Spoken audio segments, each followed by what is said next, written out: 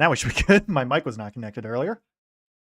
Pete Alonso is going to foul the first pitch off from Steven Matz. Yeah, Steven Matz. For some reason, the Orioles are predicted to win this one. Don't really know why. Sure. All right, yeah. Audio's working now. We're good. Let's go flip over to the box score. And yeah, we are, hang on. We're good. Foul ball 1 and 2 is the count at the moment. But yeah, we're all good. Gotta make sure everything's all good. Pete Alonso is actually hitting in the leadoff spot, interestingly enough, in a 1-2 count against Steven Matz for Tampa Bay. Alonso's going to take down low. Does he swing? No, he does not. 2 and 2. Steven Matz. Is that how you spell his name? Hang on. Yes, it is how you spell his name. Alonso's going to foul that changeup off. We remain 2 and 2.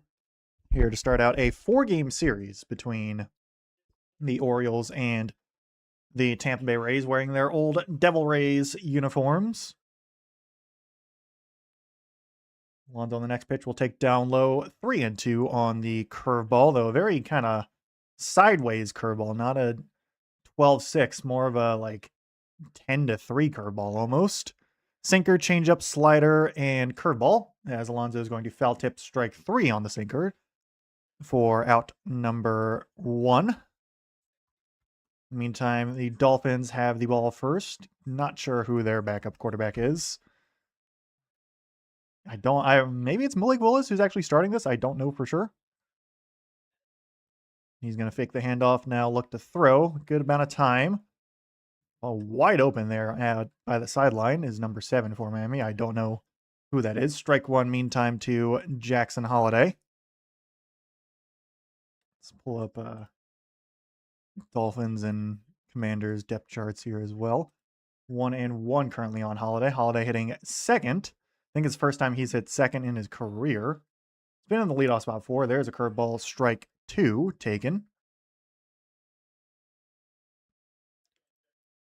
So Holiday hitting .241 on the season.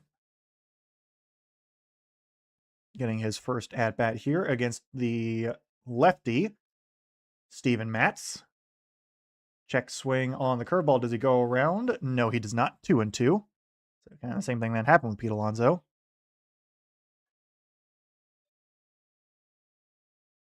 We got clock operation issues as well over in that Commanders game. Holiday is going to foul the sinker off. Not too much movement from what I'm seeing on the broadcast on the sinker. Looks more straight away, but they're calling it a sinker. 2 and 2. Holiday's going to take a curveball changeup actually in the dirt. Well in the dirt. 3 and 2 now. So back-to-back full counts here for the O's to start the game. That Devon Achane starting in this? Wow, interesting. Holiday now on the next pitch. Fouls the sinker up and away. Will it get out of play? Yes, it will. Look like that was third baseman Junior Caminero charging in, but he had no play on it. So last 6 games for Steven Matz, 8.1 innings pitched, 1 hit, no runs, 7 walks to 1 strikeout, all in relief though. So he's getting the start here. Holiday again on the 3-2 will ground this one over to second base. High chopper there, and he will just be thrown out by a step by the second baseman, Richie Palacios. 2 up, 2 down. So we'll bring up Kobe Mayo hitting in the third hole, DHing as well.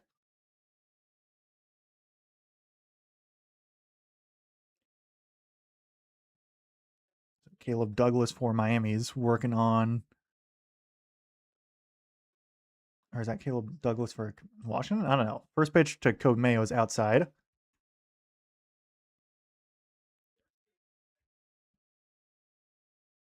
I don't know. Mayo's going to swing and miss on the changeup. 1 and 1 now. Gonna have to figure out best I can to dual cast this. All right. There we go. That's probably better.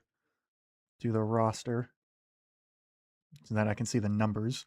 Anyway, keep Mayo on the 1-1. We'll swing and miss on the changeup down and away. 1 and 2. Mayo is certainly a guy who destroys lefties, is facing off against lefty here in Steven Matz, though he's down in the count at the moment.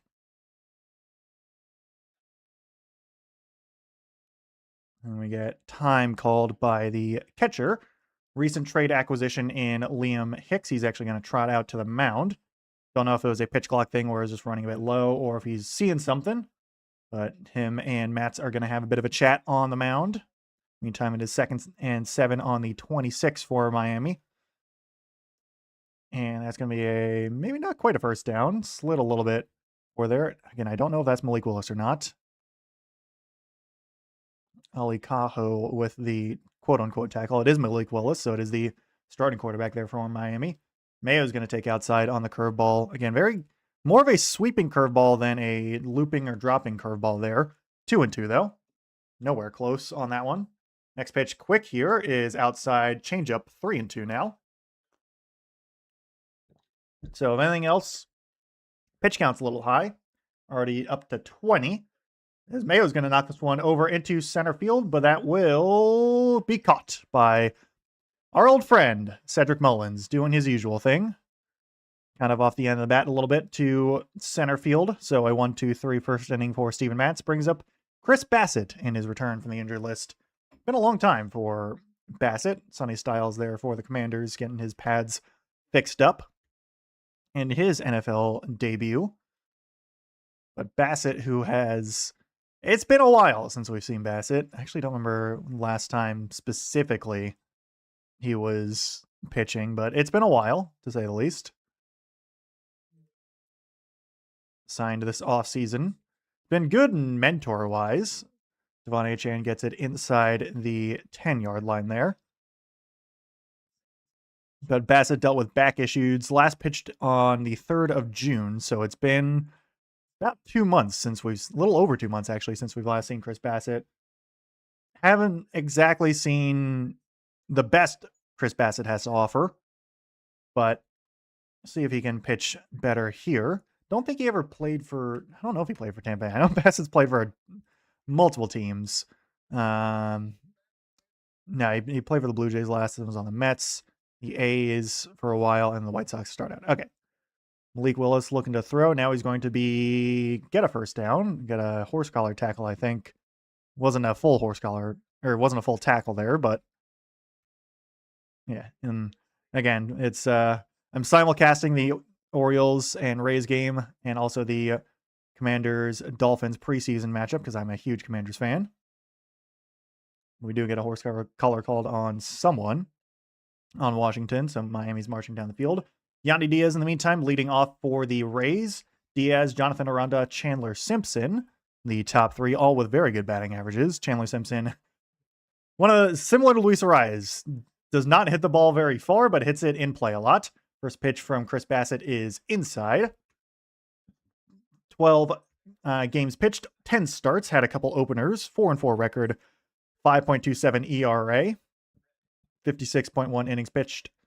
Again, it's not been a great season for Chris Bassett, but returned from a long stint on the IL, gets a sinker, grounded over to second base. Holiday fields it cleanly. Yandy Diaz trotting very slowly over to first for out number 1. Bassett throws a good number of pitches. Sinker, curveball, cutter, sweeper, four-seamer, changeup, and slider. Though it is primarily that sinker, cutter, and curveball. Sweeper a decent bit as well, but the sinker is the most used pitch. So 2 pitches, 1 out. Welcome, Scoob. I'm glad to provide some kind of commentary. You guys are playing really well as of late. This one fouled off by Jonathan Aranda. Rays have a lot of former Orioles on their team as well. They actually just claimed Jorge Mateo, who was on the Braves to start out this season. That was on the Orioles for a while. As that's going to be fouled away 0-2 by Jonathan Aranda, hitting .285 on the season. I hope work's going well for you, Scoob. 15. Thanks for the chat. But it's actually kind of ironic that I mean, I know Miami is Tampa Bay and not exactly the same spot, but two Florida teams that I'm doing here. That one is just inside on the sinker, 1 and 2. But yeah, Commanders, Dolphins preseason. Dolphins do score a touchdown on their opening drive, though it looked like they had a lot of these starters out. Most of Washington's defensive starters are not playing. Bassett on the 1-2 to Aranda is going to be fouled away on the 4-seamer. We go again. That's not what I want. I want the stats. There we go. This is Jonathan Aranda hitting 285, 804 OPS. Has struck out 117 times, leads the team in strikeouts there for Tampa Bay. 15 home runs, 19 doubles. That one is well up and away on the 4-seamer, 2 and 2. 73 RBIs as well there for Aranda. Chandler Simpson up to bat next. But Rays wearing their Devil Rays uniform. I do like the Devil Rays uniform. I think it looks nice. 2-2 now to Aranda is just a little outside with a curveball. Count is run full from 0-2 to 3-2. 8 pitches now for Chris Bassett after a quick out of Yandy Diaz to start the bottom of the first. Rays on a 9-game winning streak, all on the road, which is pretty big for them because they've been really, really good at home. Road was not as good for the Tampa Bay, but they did well there. That's a strikeout looking. Sinker painted right at the top left corner for out number 2. Bassett looking sharp through 9 pitches at least. Still a long way to go. And Bassett obviously knows Tampa Bay pretty well, given that he pitched for Toronto for a while.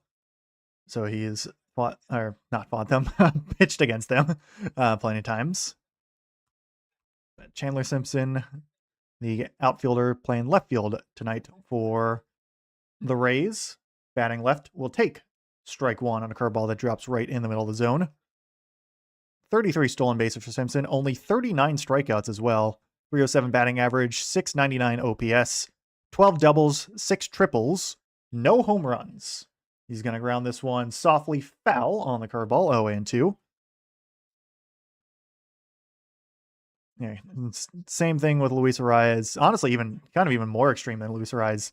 He does not hit for power at all, does Chandler Simpson, but he hits it very well for contact and can be a really annoying guy to try and get out. Though he's down 0-2 in the count at the moment. Again, does not strike out a lot. Only 39 strikeouts on the season. And he's played in most of the games so far as Chandler Simpson. Takes outside there on the cutter 1 and 2.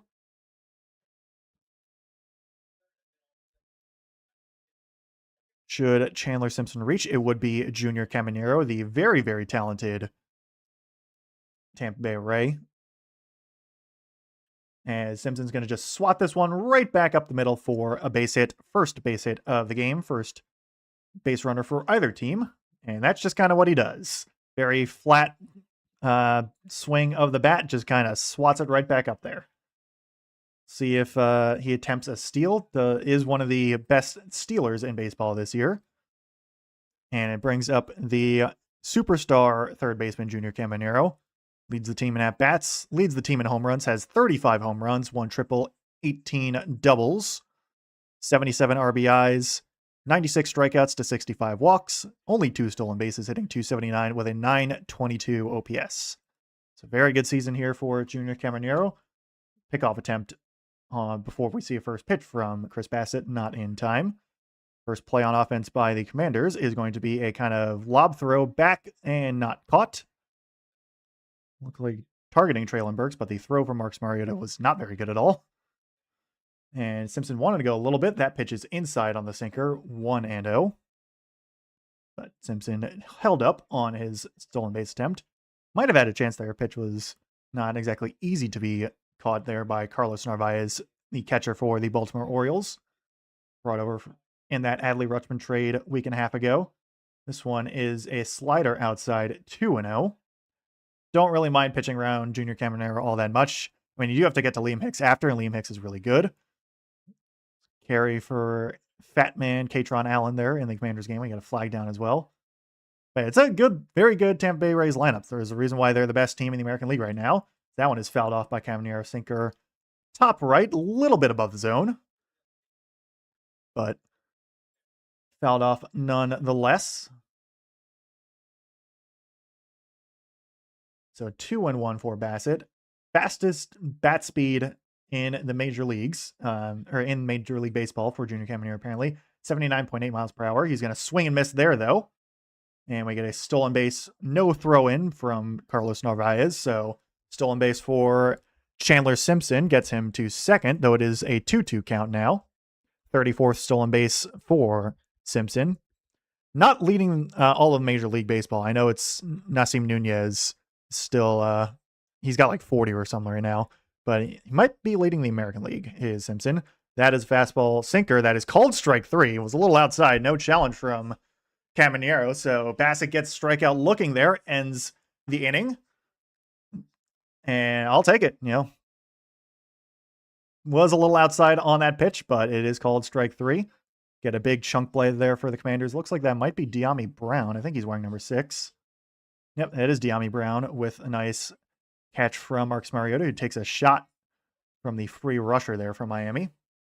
So definitely in between innings, I'm going to be focusing more on my play-by-play for football because I'm going to be warming that for football season.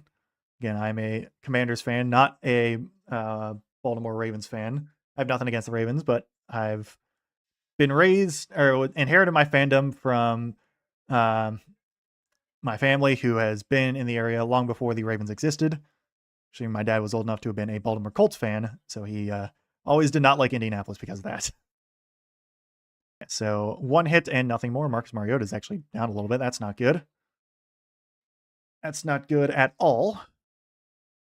So we'll have an injury timeout there in the Washington game. Don't need more injuries. Commanders already down Laramie Tunsil due to a torn triceps, and he's out for most of the season. In baseball, it will be Tyler O'Neill, Gunnar Henderson, Christian Encarnacion Strand. So Gunnar Henderson well down in the lineup after leading off a lot last week, or I guess earlier in the week. But O'Neill, who's having a pretty good month and a half, like since kind of start mid-July, he's been playing a lot better. Has T.O. Henderson, we'll see what happens. Had a couple good games here and there, but has also had some stinkers. Christian Encarnacion Strand's also been good. After that, it would be Leody Taveras, Colton Cowser, and Carlos Narvaez. They round out the order for the Orioles after Steven Matz got a lengthy but 1-2-3 first inning.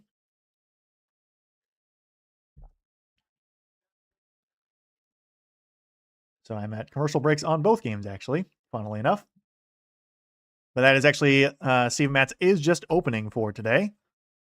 Don't know if this is a bullpen game for the Rays, but Jesse Schultens is the new pitcher. Throws strike one to Tyler O'Neill. I don't know actually anything about Schulten's first MLB appearance since May 25th, and it was at Baltimore. So he's, I guess, back from AAA. Tyler O'Neill's going to swing and miss 0-2. I think it was a little late on that fastball. Slider, sinker, four-seamer, splitter, and sweeper for Schultens, the righty. So you get the lefty opener, righty reliever, technically. Last 2 starts at AAA, 10.2 innings pitched, 6 hits, no runs, 1 walk, 13 strikeouts. Is ahead of the righty O'Neill 0-2. O'Neill's going to look at a sweeper there, a little outside. 1-2. Baseball Savant page, not super friendly to Schultens, but lost to the Orioles last start, 1.1 innings pitched, 4 hits, 5 runs. So maybe not exactly happy to see the Orioles back again. That one is a little upstairs on the four-seamer, 2-2. But actually doesn't throw that four-seamer a lot to righties. One of his less used pitch there, but throws it. Splitter rarely used. Primarily the slider and sinker combo. Next pitch to T.O. is grounded off of himself and foul.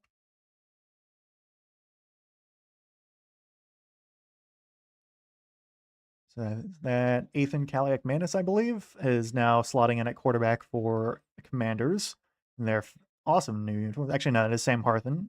So not the 7th rounder Kaliak-Manis for Washington just yet.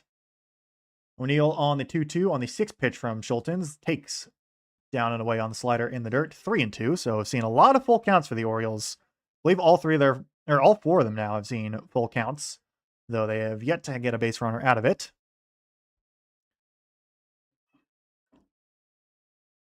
O's looking for their first base runner here, 4 batters in. And O'Neill's going to pop it up instead. A little behind home plate over in towards the third base dugout, and actually by Gunnar Henderson in the on-deck circle. Might have hit off the netting. So it is just a foul ball. So we remain 3-2. So we go righty, lefty, righty in the lineup for the Orioles. O'Neill and Encarnacion Strand righties, Henderson the lefty. Kind of alternating a lot so far. Orioles don't have too many lefties at the moment in the lineup either. Washington's going to punt as well. That is upstairs. So Orioles get their first base runner. Fastball, four-seamer. That was a little above the zone.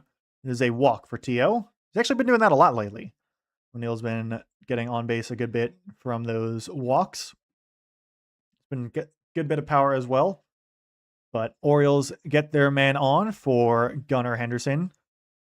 Hitting just .214 on the season. Has been certainly a well-documented struggle for Gunnar.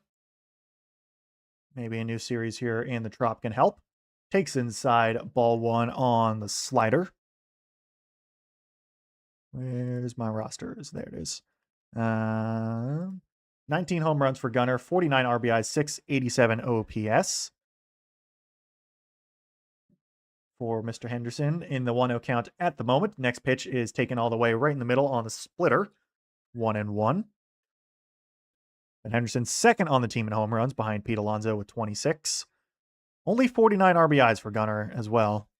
Offense has, as a whole, really, for the team, has taken a bit of a dip over the summer, especially post-All-Star break, as Henderson's going to swing and miss on the four-seamer at 94, 1-2.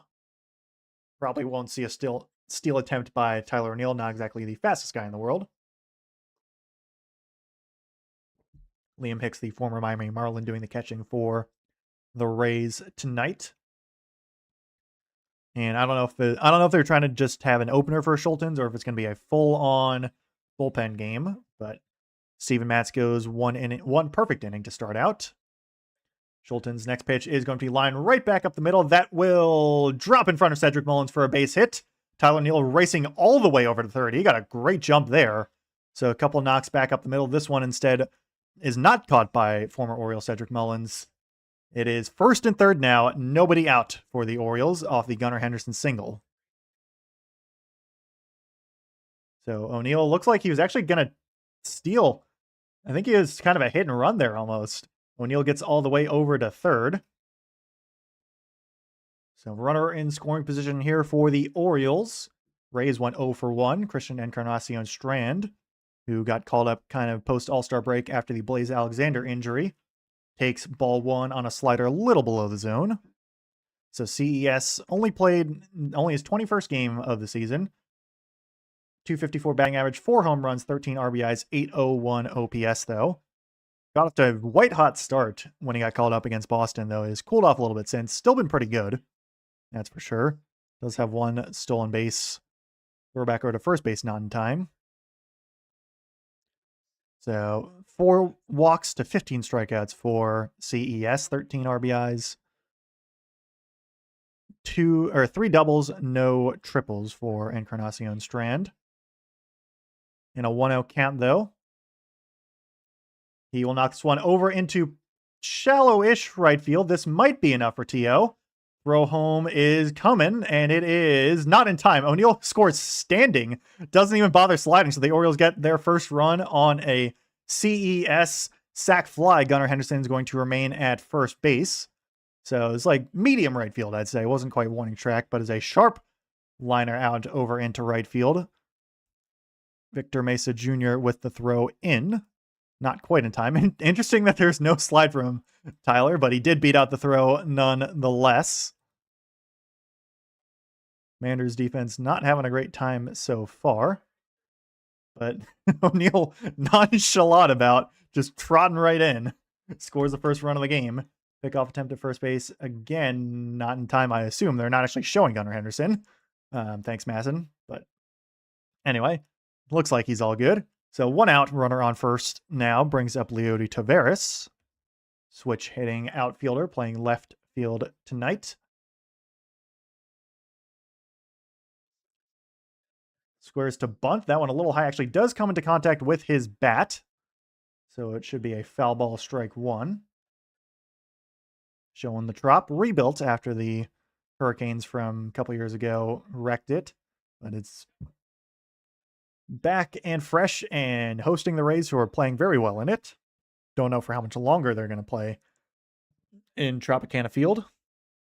Tavares hitting .225 on the season. Will swing and miss on a fastball. Got a little under that. Strike 2 for Leody. Has been this season. 4th most at-bats out of anyone on the team, though. 668 OPS, 7 home runs, 6 triples, and 12 doubles. So when he makes contact, he's actually pretty good, though it does strike out a good bit. Has 35 walks to 92 strikeouts. Orioles as a team strike out a lot. So 0-2 on Tavares from Jesse Schultens, and Tavares is going to foul that four-seamer away. Remains 0-2. Fastball at the top of the zone.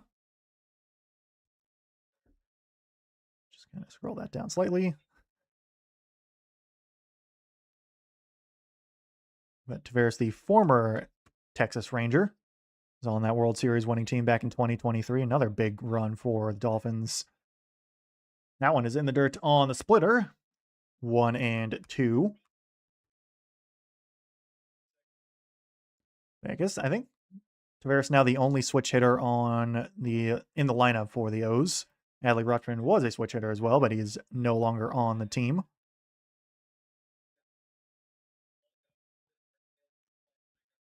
Let's see, where is... Yeah, there he is. Schultens. Some numbers there as Tavares will foul this one away. Slider, 1-2. That one will drift out of play as well.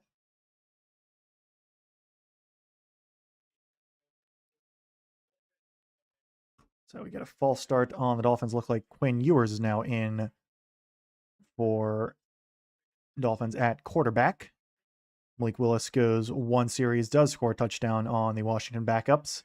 Depth has been an issue for Washington over the past couple years thanks to Ron Rivera's terrible drafting for like 4 years straight. This one is going to be knocked foul again by Tavares, and it will stay in play for Caminero at third. No, he's actually going to run into a cameraman there. A camera woman, I should say. Hopefully he's okay. It's a little shaken up, so not good. Don't think he's too happy about that either. Might have had a play. It was a little close, but Caminero running towards the dugout just kind of collides right with a camerawoman who breaks the wrong way, unfortunately. She's trying to get out of the way, but goes the wrong way. Camera's way too big, so Caminero, he's staying in the game, but he's walking around a little bit, trying to walk it off. Looks like he's all good, though. And I thank you, Xfinity Stream, for just crashing on the Commanders game. That's very fun. Throw to first base. Gets away. Henderson does not go, though. Ball just kind of trickles away a little bit. I don't know if that's second disengagement. I want to say it is. So I think that's second disengagement with Tavares at bat. Schulten's up to 20 pitches now. So Orioles have been working the count so far. Multiple foul balls here from Tavares. Still only a 1-2 count at the moment, though. He's going to foul this one away as well. So we stay 1-2.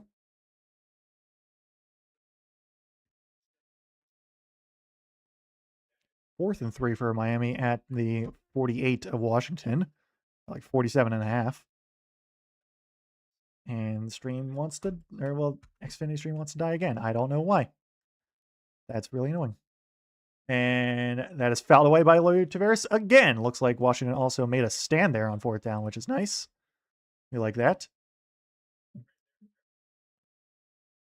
So Taveras, I think, has fouled off like 4 straight pitches at the moment. So this is like the 8th or 9th pitch of this sequence, but still a 1-2 count.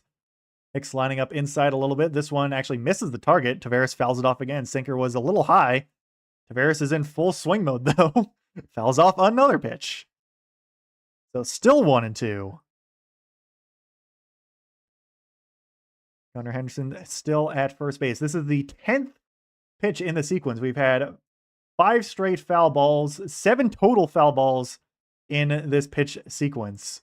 Pitch number 10 is going to be knocked high in the air, popped up to center field. Cedric Mullins is going to barely have to move. So Schultens eventually wins the battle for out number 2.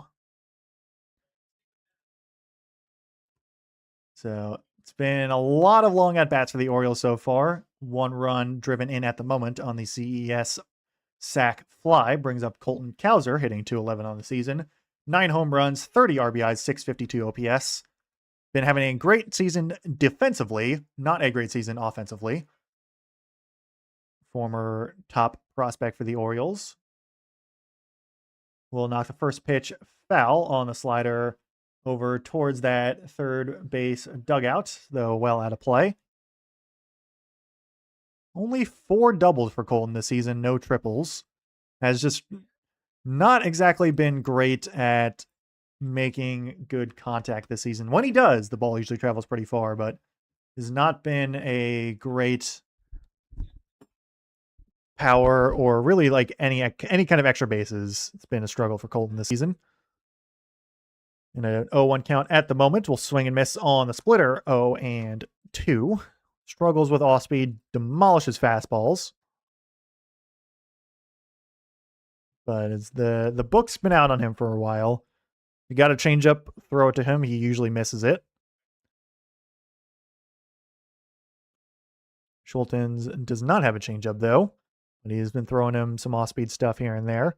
Ahead 0-2, looking to get out of the inning with just 1 run given up at the moment. Cowser is going to foul that splitter though down the third base line, so we still stay 0-2. Whole lot of foul balls from the Orioles at the moment. I think they're showing a home run from Cowser earlier in the season. Must have been off of Schultens, I assume. Or no, that was a walk-off home run. Never mind. All right, I guess it was against Schultens in the 13th inning. So yeah, Schultens probably does not like to see Colton Cowser again, though he's ahead 0-2. That one is probably clipped the zone, but not called. A little outside on the 0-2 fastball, 1-2. So a couple of calls in the strike zone have gone in favor of the Orioles so far.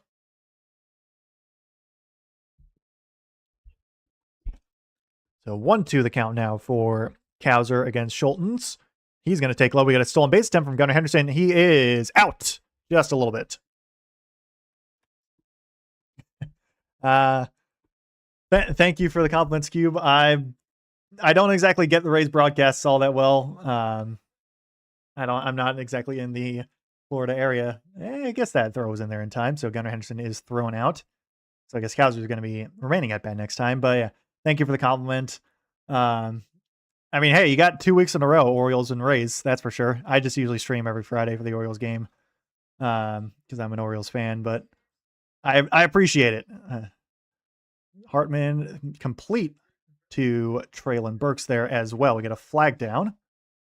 Hartman looks a lot skinnier this time around. I'm excited to see how Traylon Burks works this season for the Commanders.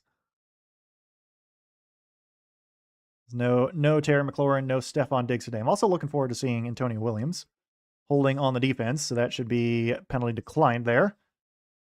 Commanders pick up first down about 17 yards.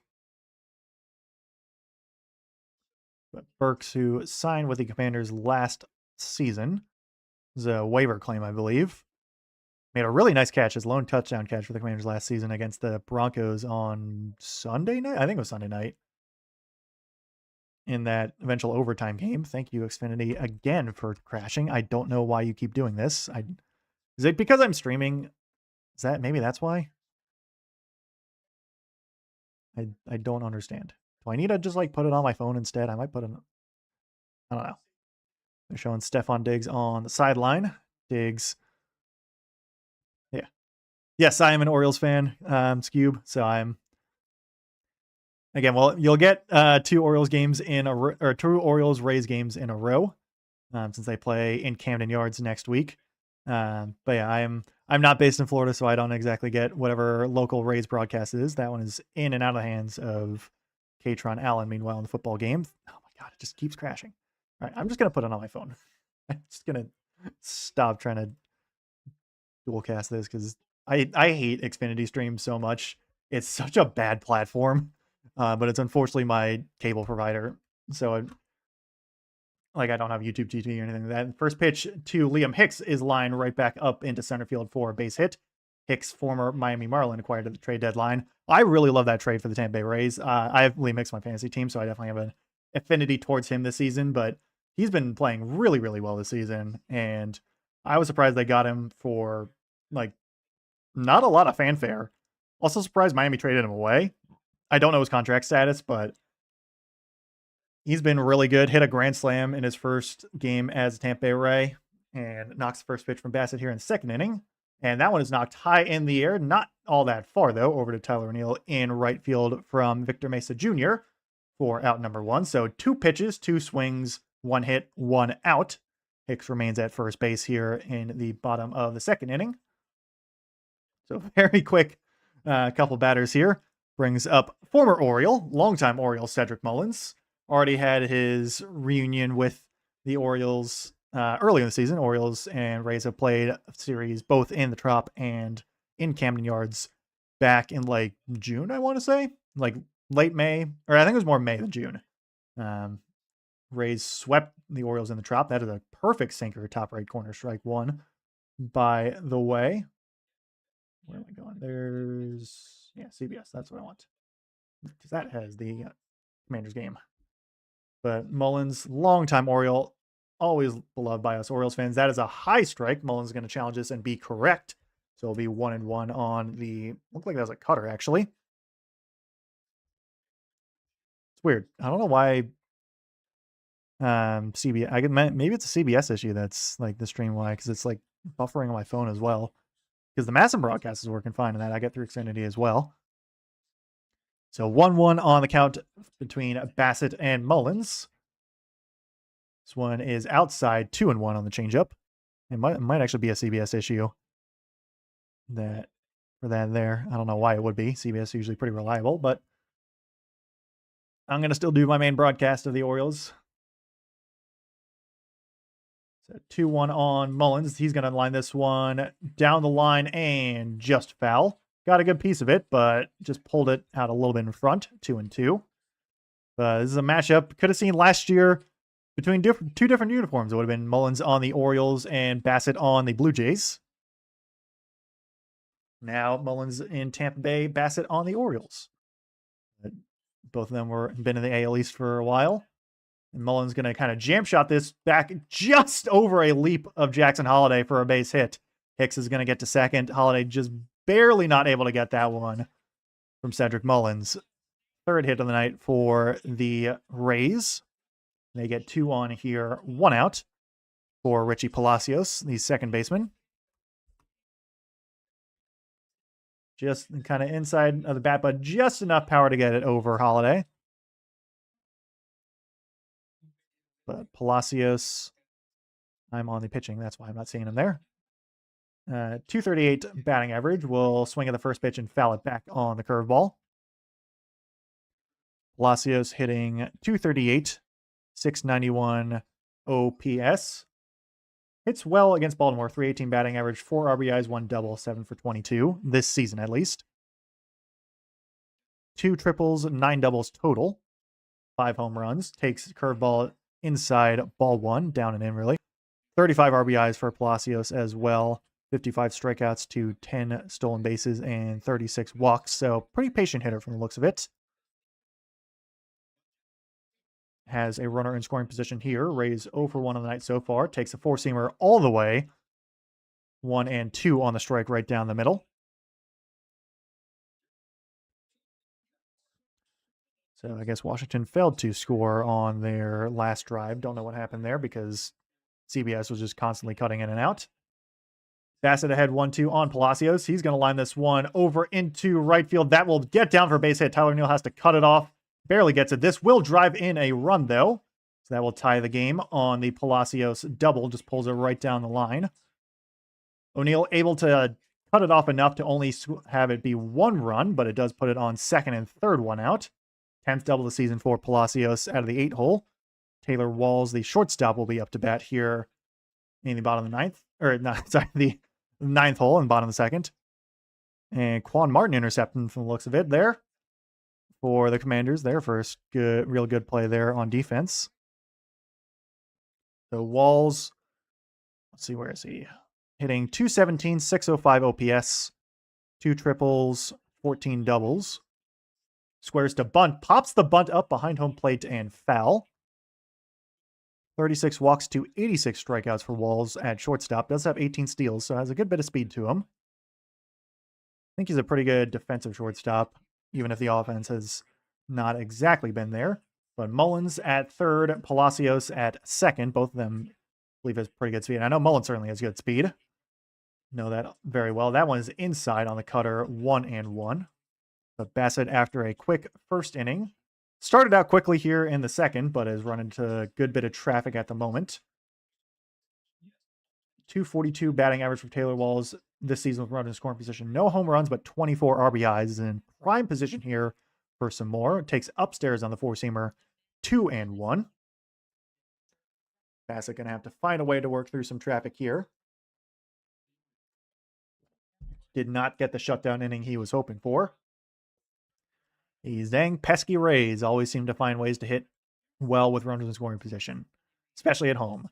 As Palacios, Walls grounds that one foul on the curveball, 2-2. So definitely hunting strikeout here is Chris Bassett. Would be huge, because then it gets to 2 outs, and the sac fly would be off. But any sort of out would be nice. Anything past the infield scores at least 1 run. Probably 2, depending, well, if it's a hit. And that one is upstairs, 3-2 on the cutter. Walk would load the bases. Walls, who has been on the Rays since 2021. And only the Tampa Bay Rays. 35 pitches coming up for Chris Bassett, or the 35th pitch coming up for Chris Bassett here against Walls. That one is in the dirt. So Bassett loads the bases. No swing from Taylor Walls. Going patient there. I have not seen a swinging strikeout induced by Chris Bassett tonight. The lone... Actually, no. Never mind. I think he has. Oh, wait, no, never mind. I'm looking at Aranda. Did Aranda strike out looking? Actually, don't remember. But because I know Caminero struck out looking. But anyway. Narvaez is going to talk with Bassett, who has loaded the bases for Yandy Diaz, who I was just talking about. Diaz, who's 0 for 1 on the night, but batting for the second time in 2 innings. 407 batting average with runners in scoring position. Leads all of the majors. So that's not good to see for us Orioles fans. Not the guy you want to bring up with the bases loaded one out, that's for sure. We'll knock the first pitch up in the air, though, in the infield. Huge break for the Orioles as Pete Alonso gets the out on Yandy Diaz on the pop fly. So a critical second out there on Yandy Diaz. Still not out of this yet. Let me make sure the box score gets updated. But that is huge. The sac fly is off now. Jonathan Aranda, who struck out last time he was up. On to bat for a second time. Takes a first pitch strike at the top of the zone from a sinker. Great pitch there from Bassett. 284 batting average, 15 home runs, 73 RBIs. Again, very dangerous hitter. Bases loaded. Bassett looking to try and save the inning here. Next pitch is going to be looped out into center field. Colton Cowser ranging back. He will have an easy out, number 3. So Bassett gives up 1, but also leaves the bases loaded. So Orioles get away with that a little bit there. We remain tied, or we go back to being tied, 1-1. Is that Van Jefferson making the catch there? Hartman to, I believe that's Van Jefferson. Yep. Puts it first and goal there for the Commanders. Will be Colton Cowser, who watch Gunnar Henderson get thrown out at second base when he was up to bat last time. Will go back out to bat. Then Carlos Narvaez and Pete Alonso, so 8, 9, and 1.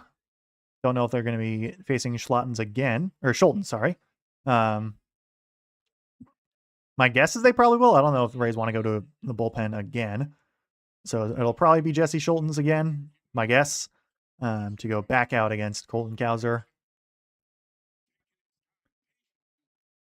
But yeah, Orioles get away with one there against the 1 and 2 with bases loaded and 1 out. Bassett does a good job to mitigate the damage. Second goal in the meantime for the Commanders, Sam Hartman, and a quarterback after Marcus Mariota went down with some kind of knee injury from the 6-yard line of Miami. Receiver is mostly up to the right. We have receiver motion going down to the left. Hartman looks at throw, looks right, goes right, and nearly throws an interception. That one was well behind receiver Jalen Lane. Hartman, not exactly a good quarterback, but he's a guy that Jaden Daniels likes. He's a guy that they like in the system. Had a really bad preseason last year, but they've kept him around. My guess is we'll see 7th round pick Ethan Kaliak-Manis sometime later in the game. This is still only the second quarter.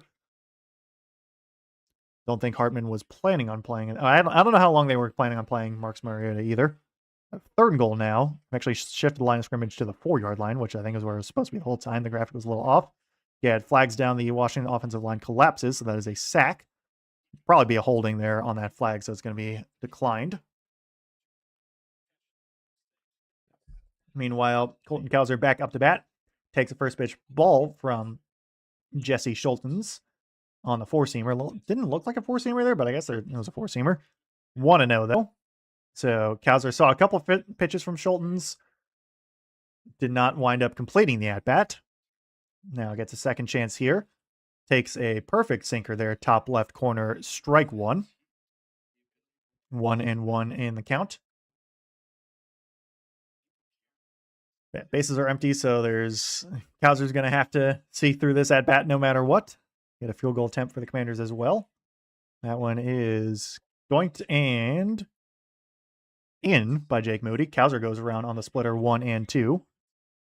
Jake Moody probably on the outside looking at the moment for that kicking competition between him and Drew Stevens. Gets a little lucky there. 7-3 Miami over Washington. Schulten's up 1-2 in the count over Colton Cowser. I believe that was the count for a bit on Cowser. And it's definitely the count of Leo Taveras for a while last inning. Cowser's going to foul this one away on the 4-seamer 1 and 2. Lot of foul balls so far tonight from the Orioles. Already 33 pitches through an inning plus for Schultens, plus an extra 20, I believe, from Steven Matz. There's at least 20 from Matz to start the first inning. So still 1 and 2 on pitch 34. That one is outside on the splitter 2 and 2. And I'm glad I'm back on Masson, so I don't have to use Apple TV and have to guess on what pitches there are, because they didn't tell me last week when I was watching the Apple TV broadcast. Didn't say what pitches were what, but now Masson does tell me the pitches. That one is a sinker a little bit high for ball 3.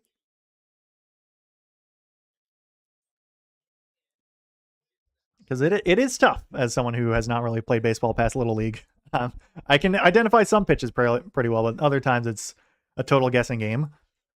So thankfully, Masson has me covered here. I know they're not the only one who does it, but Apple TV does not tell the name of the pitch for some reason. I don't know why. So it's nice to go back to this. 3-2 is the count for Colton Cowser against Jesse Schultens. Cowser knocks one high in the air, pretty deep center field. That one is gone for a home run. 2-1 Orioles. Cowser dead center pretty much. Gets the better of Schultens again. Cowser with his 10th home run of the season gives the Orioles their lead right back. That one was demolished as well. 420 feet projected. 103 off the bat. There's the power from Colton Cowser. So that is exactly what you like to see if you're an Orioles fan, is more of that home run power from Colton Cowser as we get into these last 2 months. Carlos Narvaez batting just 180 up to bat. takes outside, called strike one on the sinker. Narvaez not going to challenge that one, but that one was for sure a ball.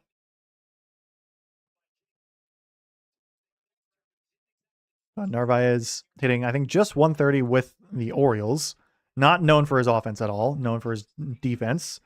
Takes a slider there, 1-1. Should be 2-0, but it's 1-1.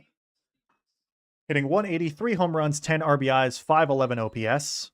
Don't know if he has a home run as an Oriole yet. I don't think he does. Yeah, does not have a home run. Does not have a double either.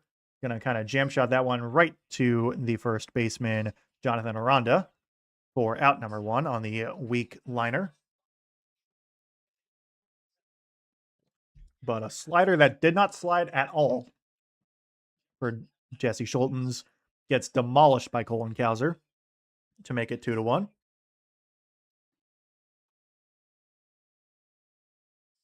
Yeah, that slider, it's like you would think the slider would go down. That slider did not go down at all. Pitch 40 to Pete Alonso is going to be lined right back up for a base hit, splitting the first and second baseman there. Rondo was kind of pulled in a little bit, might have had a chance, but was lined well too fast. So Alonso on the first pitch he sees second time around. First pitch he sees from Schultens as well. Gets a base hit. Slider that hits the edge of the zone, but Alonso covers it well. Grounds that one for a base hit. So another hit there for the Orioles. Jackson Holliday will look at first pitch four-seamer for ball 1. Grounded out last time he was up against Steven Matz, now facing the righty in Schultens. With Pete Alonso on first base. 41 pitches already for Schultens. Holliday takes strike 1 on the splitter at the bottom of the zone. Good pitch there. Dolphins, meanwhile, around midfield will be a 3rd and 3 roughly. Holliday on the 1-1. Sets. Schultens gets ready to deliver. Holliday's going to ground this one foul. So probably won't see a stolen base attempt from Pete Alonso, though he has tried it a couple of times. Does have actually, where is it? 5 stolen bases on the season, does Pete Alonso, interestingly enough. But probably won't see it here, I bet. Holliday, who missed most of the early part of the season, will foul this one away. Did not see Holliday due to a hamate bone injury until about mid to late May. Missed all of March, all of April, and most of May. It's been getting better. He's definitely took a little bit to get there, but he's definitely been hitting better. Had a really good month of July, though his month of August has not been great. 22 RBIs on the season. He's going to swing and miss there, though, on the sinker. A little bit under it for strike 3. 2 outs in the inning. So Tyler O'Neill, who walked last time he was up, and it was the first run scored by the Orioles this game. Actually, he's also not going to be up. Now it's actually Kobe Mayo, the number 3 hitter, 0-for-1. Had a fly ball to center field his first time up. Will take strike 1 on a perfect sweeper there. Clips the bottom left corner. Maybe it was a little low, maybe not, but looked like it was in there. But now faces a righty. Has been hitting a little bit better against righties as of late, but is definitely more known for demolishing lefties. The 0-1 here takes all the way on the splitter 0-2. I think maybe was a little dejected about that. He's probably thinking something else is coming. Mayo seeing a lot more regular playtime with Blaze Alexander's injury. 214 batting average, 711 OPS, 101 strikeouts to just 22 walks. Definitely a free swinger. Does have 15 home runs, 3 triples as well. All 3 of them have come in like the last couple of weeks. 11 doubles. A ton of power in his bat. Does Kobe Mayo have? Turned into Yoda right there. But he's in an 0-2 hole at the moment. That one is a slider, though, well outside 1-2. Pete Alonso still at first. Make sure that's updated. So pitch number 49 coming up from Jesse Schultens. Orioles have certainly done a good job at working the pitch count tonight. Mayo's going to check swing on a ball inside. Does not go around on the sinker. 2-2. Audio cut out there for a second on the Masson stream. That was not good.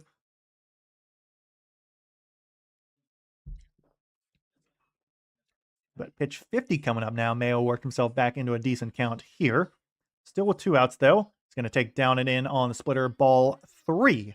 So another full count for an Orioles batter here to the first couple innings. Tyler O'Neill, who was in a full count and walked on a full count, is in the on-deck circle. See if Code Mayo can earn a walk or a hit here and extend the inning. Orioles already put up 1 on the Colton Cowser home run. Mayo on the 3-2 will take just below the zone. Called strike 3. Mayo's not going to challenge that one. Looked a little low, but it's a strikeout looking there. Orioles do get 1, though. So it is 2-1 now. Go to the bottom of the third will be Chandler Simpson, Junior Caminero, Liam Hicks to bat for the Tampa Bay Rays. Orioles definitely more conservative now as the season's going on with their ABS challenges. Probably could have used one there, but couldn't quite tell.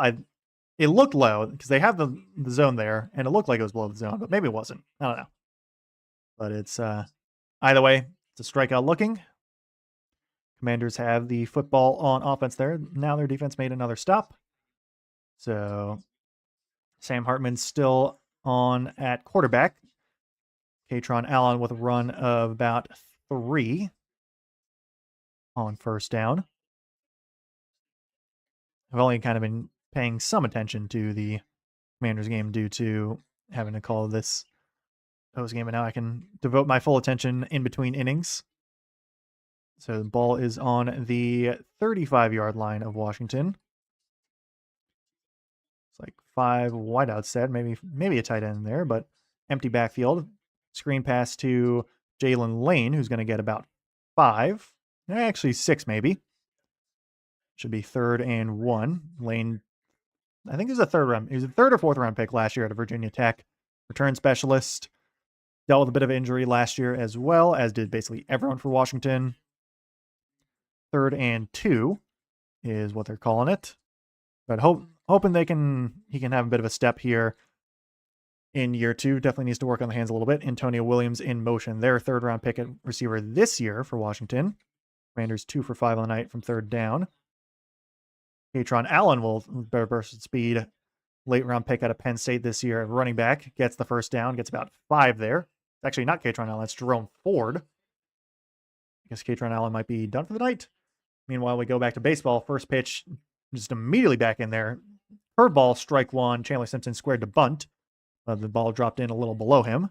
But Jerome Ford, former Cleveland Brown, is now on the Commanders. Don't know if he'll make the roster, but he's an option, that's for sure.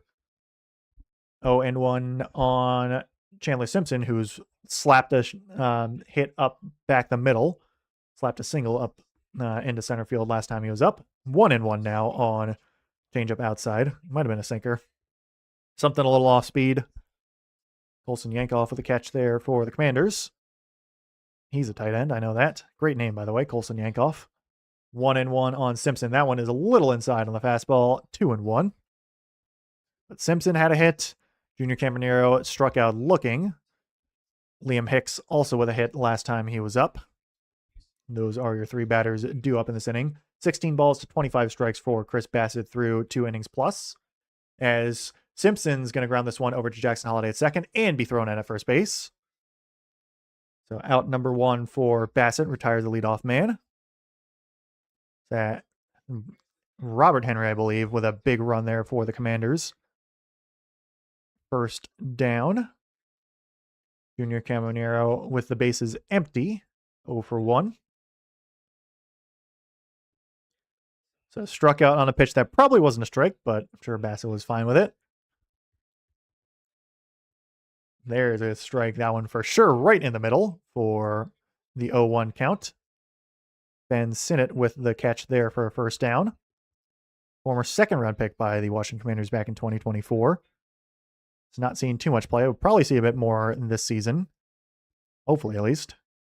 0-1 on Caminero is curveball that drops in the top of the zone for ball 1. Was a strike, but is It's not called. Bassett was asking the umpire, was it too high or too inside? Got, I guess, the answer he wanted to. It was actually in the zone, but it is what it is. Henry with a big burst of speed. He's going to make it in for a touchdown for the Washington Commanders. Nice. There's a sinker above the zone as well. Ball 2 in the Orioles game. But Commanders with their first touchdown of the preseason is a nice rushing touchdown there, which is good. So the rushing attack had not been great for the Commanders in the joint practices. Next pitch is going to be fouled off by Cam Nero a little late on the sinker.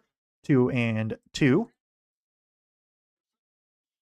46 pitches at the moment for Chris Bassett, returning for the first time since June 3rd from injury. Drew Stevens now on to kick for the Commanders after Jake Moody made a field goal earlier in the game. Whistle blown beforehand. Stevens actually missed it, so I'm pretty sure he's happy about that. That one is a sweeper outside, ball 3 as well. False start on the Commanders as well. So they're going to redo that extra point. Full count on Junior Caminero in the meantime. 2-1. And outside, ball 4 on the sinker. So Caminero earns his base. 1 out base runner for the Rays as well for Liam Hicks, who's 1 for 1 on the night. Barring a double play, Victor Mesa Jr., who popped out on the first pitch he saw, or more flied out, I'd say. He will be up to bat. And Drew Stevens, after the false start, makes the extra points. That's good to see. But Hicks, the lone run scorer at the moment for the Rays, takes strike 1. Going to be challenged here for strike 1 on the curveball. So a good challenge here coming up from Carlos Narvaez. Well within the zone for strike 1.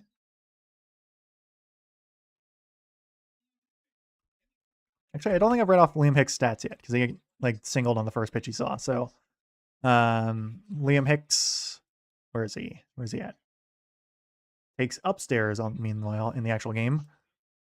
1-1 because they're showing just his stats with the Rays. Let's see. Next pitch is a little outside on the sinker. 2-1. He's 1 triple, 12 doubles, 108 hits, 16 home runs, 71 RBIs, 44 walks to 40 strikeouts for Hicks. Unfortunately, they don't have combined stats for OPS and stuff. That is a changeup right in the zone there for strike 2. Have not seen Hicks swing the bat yet.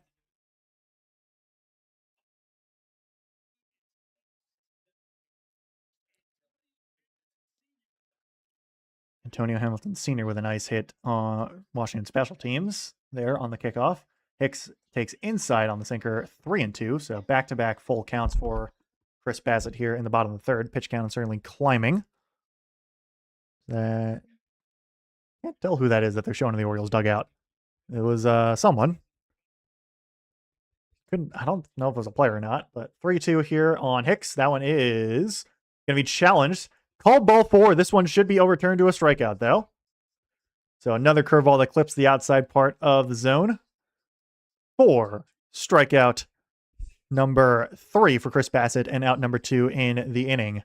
So a couple of nice challenges here from Carlos Narvaez in the bottom of the third inning. Craig Allman is actually going to come out. Is he making a pitching change? Oh, no, he's talking with the umpire about something. Oh, because we had Chandler Simpson was stealing second, so there was no throw in. This is the one of the big quirks with ABS is, it was a full count. Runner was on the move. Called ball 4, so does Simpson get to, does Caminero, does he get to stay at second? Does he get to go back to first? Don't know what they're going to say here. Looks like Caminero is going to stay at second, which he was already in motion by the time the pitch was in there. So I'm not super upset about this. It is what it is. The umpires are converging though, so I'm curious what they're going to do. This is, again, quirk with ABS in one of these kind of niche scenarios. Meanwhile, Quinn Ewers is going to have pressure, overthrows his receiver on 3rd and 8, so Washington forces a 3 and out. Their defense starting to pick it up a little bit. And so, see, Caminero goes before the pitch is thrown. He's like halfway to second. There's just no throw from Narvaez. I think there is a rule where like you can complete the, like you can attempt to throw it as a catcher to try and get the runner out and then do the challenge, but Narvaez elected to go for the challenge first. Also because it was a walk. So like it was called on the field that the play was dead or anything, essentially. So this is new rules and all that. Umpires are still conversing. So I'm curious to see how they're going to call this. I don't know. Got a flag down on something going on here on this 4th and 8 for Miami. Neutral zone infraction on the defense. Still 4th down, still 4 and 3. Now the umpires are talking with the Rays manager, who I don't know off the top of my head. So there's still, the massive broadcast is still saying that Caminero is at second. Because I don't know, like, I guess you would count it as a stolen base? If this stands, I don't know. It's interesting. The punt is away. I don't know if that's, I don't think that's Luke McCaffrey fielding it because it's not his usual number.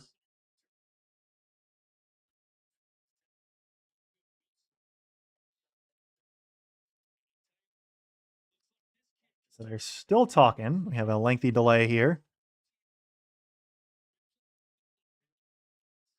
Oh, we'll it's still have not gotten back to baseball yet. Oh, looks like Caminero has to go back to first base. So I don't know exactly what the ruling is there, but he is not awarded a stolen base. He has to go back and stay at first. So Orioles get a little bit of everything there. Umpires now talking amongst each other again. For Robert Henry Jr. for the Commanders, 5 rushes, 57 yards, and a touchdown. That's good to see right there. But we're still not back to action in baseball yet. Still waiting on it. Katron Allen back in the game. He breaks off a big run. Katron Allen with room to run. Barrels over the safety for a big run of about 20 yards there. Nice. Washington's run game working now. Good block there from Colson Yankoff, too. And Ben Sinnott. Heavy package there. Gives Fat Man a bit of a run. Lowers the shoulder on the safety. Now Craig Albernaz getting a word from the from the umpires again. Hello, Kevin. I'm doing a simulcast of the Orioles Rays game and the Commanders Dolphins preseason game. We are still in a bit of a delay as they're trying to do rule stuff with what happened. So for again a recap, there's 3-2 count on Liam Hicks. Chris Bassett was pitching. Junior Caminero was on first base. He starts running to second in an attempt to steal, also because it was a 3-2 count. The pitch is not swung at by Liam Hicks. It is called a ball. Carlos Narvaez, instead of trying to throw over to try and pick off Caminero at second, he immediately goes to ABS challenge, and he's correct. It is called strike 3 because it was in the zone. So it is a strikeout looking. Caminero got to second base, and now we've had a lengthy discussion by the umpires, and it looks like Caminero is going back to first base. I don't know the exact ruling there, but it is... Oh, wait, no, now he's going to second base. Never mind.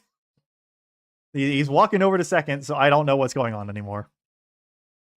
Looks like he's going to be awarded second base. I got nothing for this. I will say he probably would have been safe no matter what on the stolen base attempt, so I'm fine with him being at second. He looked like he got the stolen base. Now we get time called immediately by Victor Mesa Jr. because we got to delay this for even longer. Well, we'll get back to baseball eventually, I promise. He flied on the first pitch he saw to Tyler O'Neill back in the second inning. So it is 2 outs, runner on second base here, 2-1 Orioles after the Colton Cowser home run in the top of the third. Made it 2-1. Swing and a miss by Mesa Jr. on the changeup. Oh, wow, you're at Trop. Kevin, I guess you did say you were from Tampa, so that's cool. Yeah, so I don't need to give you a recap. You're the one watching it live. But hey, thanks for popping in. I love it. Even if you're got a better view than I do of the game. Enjoy it in the Trop. There, that's going to be lined right back up middle for a base hit. This will tie the game from Victor Mesa Jr. Throw is going to go into second. So the long delay does eventually benefit the Rays as they get their RBI and tie the game back up.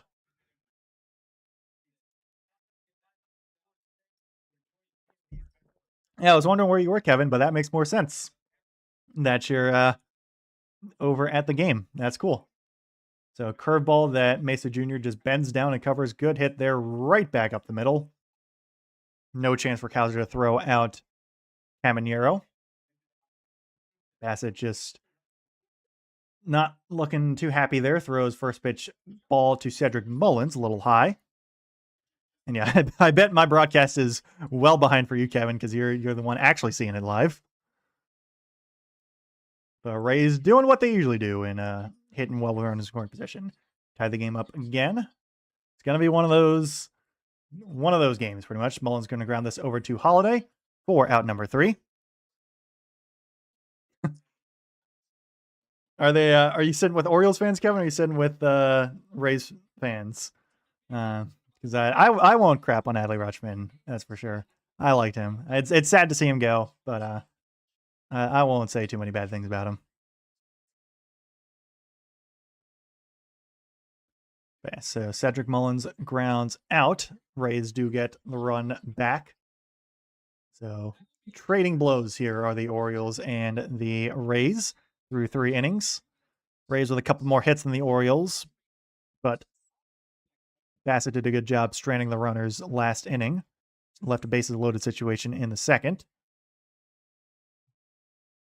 Katron Allen with another run on 2nd and 7 out of the 2-minute warning over there at FedEx Field. So it'll be 3rd and 4, roughly, I want to say. We'll go with 3rd and 4. Looks like Andrew Wiley's actually still sticking in there. Robert Henry, the touchdown scorer for the Commanders, back on at running back. Antonio Williams in there as well. Commanders 3 for 6 from 3rd down. I'd love to see it past Antonio Williams, who is in motion now on the bottom of the formation. It's like a 113 personnel there. Hartman looking to pass, now pressured, has to escape. He will scramble and pick up the first down easily and gets out of bounds. Oh, so you're probably actually pretty, if you're near the Ray tank, you're probably pretty close to that Cowser home run then. Actually, Masson's showing the Ray tank right now. I'll keep a lookout for you, Kevin. I'll look out for you guys. But yeah, they're coming out of commercial break from Masson. They're showing the Ray tank. But you got a good view of that Colton Cowser home run. So 1st and 10 for the Commanders, though. 1:09 left. Tyler O'Neill up to bat. Takes ball 1 from Schultens. Actually, blanked on his name for a sec, but yeah, Jesse Schultens, who's pitching in bulk relief. After the opener, Steven Matz went perfect. Schultens has given up 2 at the moment to the Orioles. Granted a couple as well. Inside ball 2 to T.O. on the sinker. So O'Neill walked on a full count against Schultens last time he was up. First batter Schultens face, if I remember correctly. Now is in a 3-0 count on the slider in the dirt. Looks like a bit of rain actually over there in FedEx Field. Interesting. I did not know there was that kind of weather around here. Not like super close to FedEx, but I'm close enough that it's like I feel like the weather would be affecting me as well, but it's not, which is fine. Not that I'm going outside. I'm doing this inside. That is a little inside. So a 4-pitch walk for Tyler O'Neill to start the top of the 4th inning. 2 walks in a row for T.O. And O'Neill hit the brakes for a sec. He forgot something, maybe? Nope, now he's over at first. I don't know what's going on there. We get someone trotting out from the Rays dugout. Don't know if it's a pitching. My guess is it's just a pitching coach visit. But yeah, it looks like it is a pitching coach visit. The infield is gathering for the Rays as the Orioles get the leadoff man on here in the top of the 4th. Commanders got a 1st down, 1st and 10. Clock is ticking. They do have all 3 of their timeouts. Interesting that they're not using any yet. On the 21-yard line at the moment. Hartman looks to throw. He's going for the end zone shot and double coverage. Overthrows his receiver there. Looks like that was for Antonio Williams, so not a great pass from Sam Hartman. Does stop the clock at least. 26 seconds there for the Commanders.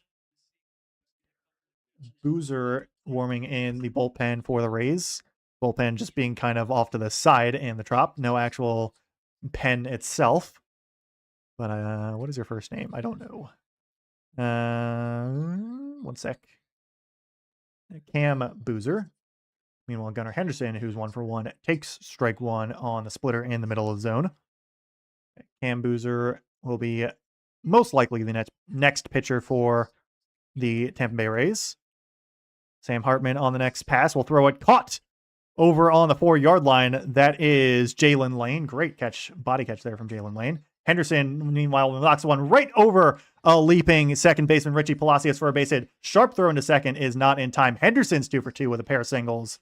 This time it was not a hit and run, so Tyler O'Neill just gets to second base. And I agree, Kevin. I have high hopes for Antonio Williams as well. I know he's been impressing in camp a lot. This time it was Jalen Lane with a catch there, but I'm glad we went with a receiver in the 3rd round after Sonny Styles. That was a good pick. So see what happens. But O'Neill easily able to make it into second base. Henderson with a 2 for 2 night. Orioles with runners on first and second. Nobody out. Christian Encarnacion Strand, who had a sac fly last time he was up. Now it's bat again. Takes ball 1. Does he swing? Doesn't look like it. Think are a little below the zone. 1-0. So not exactly a chance for a sac fly this time around, unless we have a wild pitch or a stolen base. But CES looking for maybe another RBI here. Luke McCaffrey with a drop there. I guess McCaffrey's changed his number. As CES going to ground this one kind of off the pitcher. This is going to be flipped over to second base and on to first for a double play. Great play by the Rays defense. Tyler O'Neill does get to third base, but just barely enough speed on that ball to be a double play there. So bad luck for the Orioles. Gets 2 out there. Great flip from Palacios over to Taylor Walls, who covers it cleanly. So unfortunate there for the Orioles. It perfectly turned double play there by the Rays. Orioles still have a chance to put another on here with Tio at third base and Leody Taveras, but kind of missed opportunity. Strike 1. Nope, never mind. Ball 1. It was in the zone, but called ball 1. Been a couple of those on the right part of the plate to lefties that have not been called strikes. But Taveras flied out last time he was up. Again, has a runner on third, but Orioles kind of kicking themselves here at the moment. Takes downstairs, though, on the splitter, 2-0. Luke McCaffrey wearing number 11, which I think he wore. Did he wear that last season? I actually don't remember. Yeah, there's another guy with like 88 that I'm looking at. But yeah, anyway. 3rd and goal for the Commanders there on the 1-yard line. One guy there wearing a Yankees jersey. And that one is called strike 1 on the sweeper. Might have clipped the bottom of the zone there. Katron Allen, meanwhile, scores for the Commanders on the bull rush right at the end of the first half. Yeah, get that Yankees fan out of there. Don't need Yankees fans over there in the trop. Taveras swings and misses on the fastball, 2-2. So great drive there from the Washington Commanders to score right at the end of halftime. Looking a little shaky to start out that game, but they've played well really since the start of the second quarter. Colton Cowser on deck. Hopefully we see Colton in this inning, because it would mean Leody Taveras gets on base. But he's in a 2-2 count at the moment. 0-for-1 on the night is Leody. Next pitch is going to be lined over into fairly-ish center, like mid-ish center field, or left field, sorry, and caught by the left fielder Chandler Simpson for out number 3. So the Orioles do not score after first and second, nobody out. Put some pressure on the Rays, but not enough. We remain 2-2. We go to the bottom of the 4th. It should be Richie Palacios, Taylor Walls, and Yandy Diaz. So the guys involved in the double play, Palacios and Walls, will be the first 2 to bat.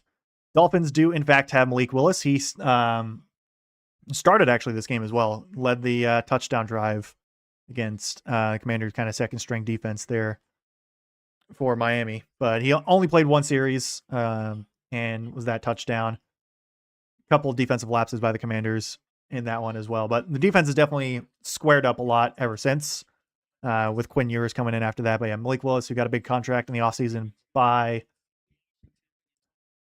Miami, after playing in Green Bay for a couple of years, was drafted by Tennessee back in 2022, I believe, in the third round out of, I want to say Baylor. It was either Baylor or Liberty, one of the two. But yeah, he had like I think it was 3 years, but he had a pretty big contract, didn't Nicholas? Is that Jalen Rager? I think that's Jalen Rager on the Dolphins, returning kicks there. Interesting. But yeah, Commanders lead 17-7. My guess is the Dolphins are just going to kneel down here. It's 2 seconds left to go in the half. So that is a good, bad first couple sequences. Marcus Mariota did get banged up a little bit with a knee injury. But Sam Hartman's looked pretty decent, actually. Run game's also been good for the Commanders in that first half. Dolphins are actually going to run a play here. I guess it makes sense, you know. You got nothing to lose. It is preseason. But it is still Quinn Ewers.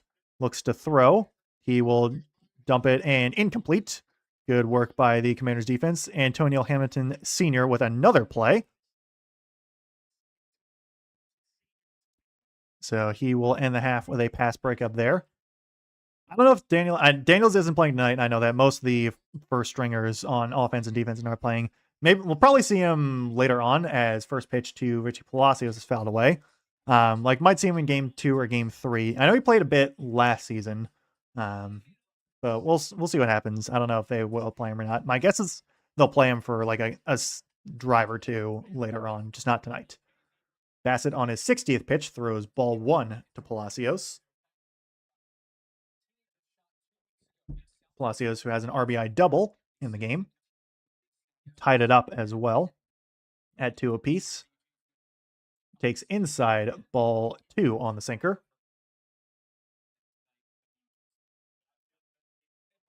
So it's halftime in that Commanders Dolphins game. I almost said Marlins, but a different one. Different Miami team. Marlins are not playing Orioles. Though former Marlin Liam Hicks is playing. But Palacios in a 2-1 count in the moment. Pitch number 62 coming up for Chris Bassett. There's a strike on the sinker, 2-2.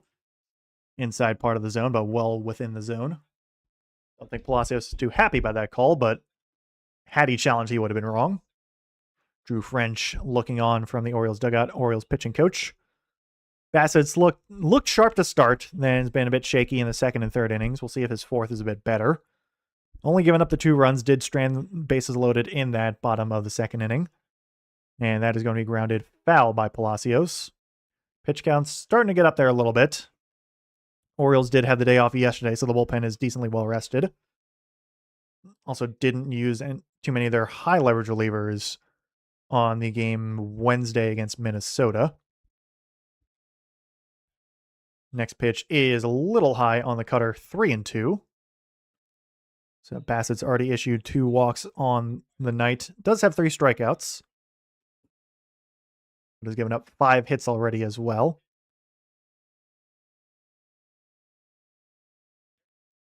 Next pitch is going to be knocked up in the air. Shallow center field. This is going to be a bit of a tough play for Colton Cowser, but it hangs up enough for him to make the play. Henderson was there as well, but Cowser calls him off.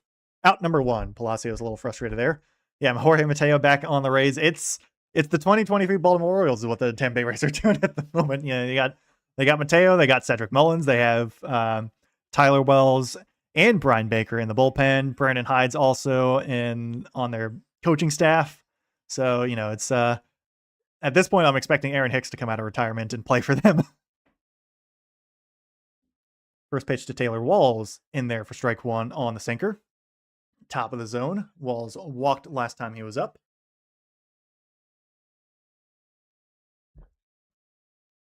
Yeah, I don't know how many other ex-2023 Orioles there are out there. Walls fouls that one away, 0-2. Bassett is throwing first pitch strikes pretty well. 15 of 18 first pitch strikes. So that's good to see, but has had trouble putting away batters a bit this game. That's the reason why he's at 67 pitches through 3 1/3 at the brain rot number at the moment. But it'll be Walls and then Yandy Diaz, who's over to bat here in the 4th. That one is up and away, ball 1. Yeah, I love Aaron Hicks back in 2023. He was like such an underrated part of that team. I mean, he didn't do all that well in 2024, so I wasn't like too upset seeing him leave, and they also like kind of needed to get some of the younger guys in the outfield going. But it was a shame that like they couldn't keep him around a little bit longer, but it wasn't the worst thing in the world to not keep him around. Walls have fouled that pitch away, so it's still 1-2. 69 pitches now. Nice for Chris Bassett. That's actually not a nice number. You don't really want that pitch count super high here in the fourth.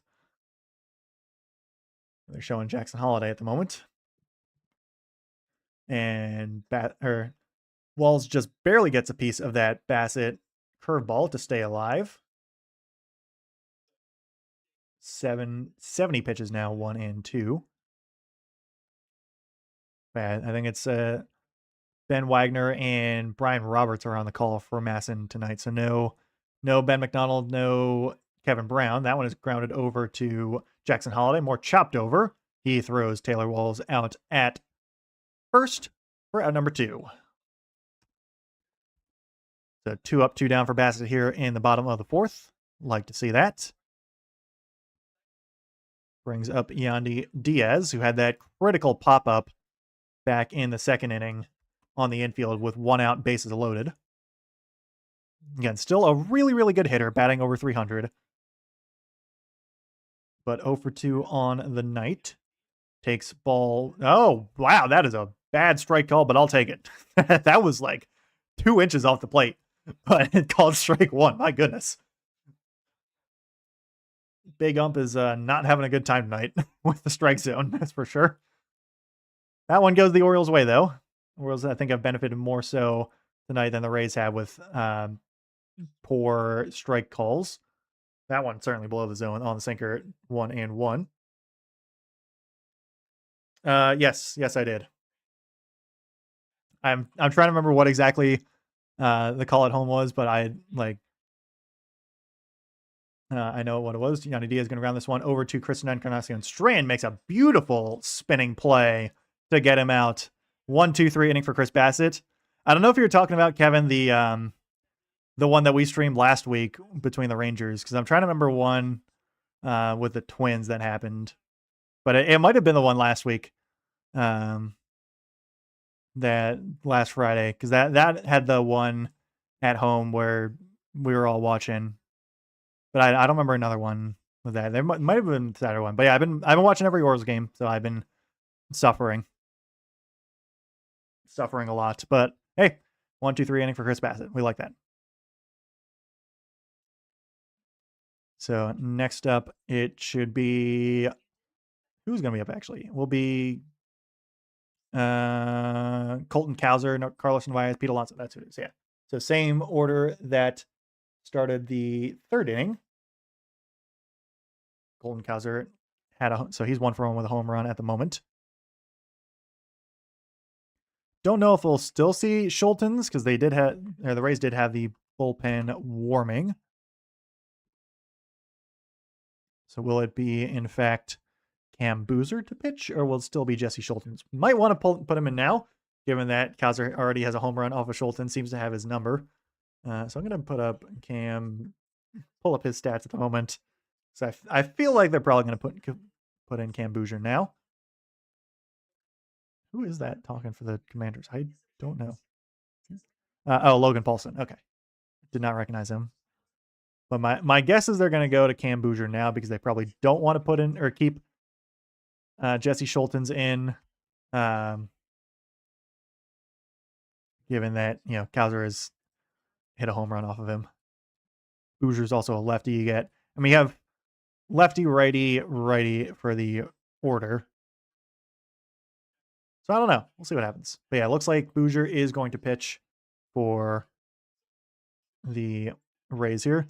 Rangers game. It was probably that Friday game because it was the bottom or the top of the ninth, where it was Leote sliding into home plate and the tag was over him because that was on the one that I streamed last week because that was last Friday, and I don't remember there being one on Saturday, like a home plate thing. There might have been, but yeah, I watched that whole series. That series was frustrating. But Cam Boozer throws strike 1 on the sweeper there to Colton Cowser, who hit a solo home run last time he was up. 4-seamer, cutter, sweeper, and changeup for Boozer. There's a cutter there, strike 2. primarily throws the four-seamer and cutter. The sweeper and changeup are barely used.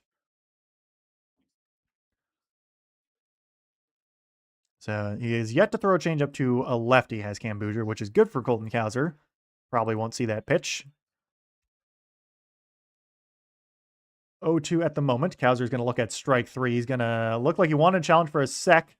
Thought better of it, and he was correct to think better of it because that one was in the zone. But Cowser goes down looking on 3 straight pitches. So a great at-bat his first time up, a terrible at-bat his second time up.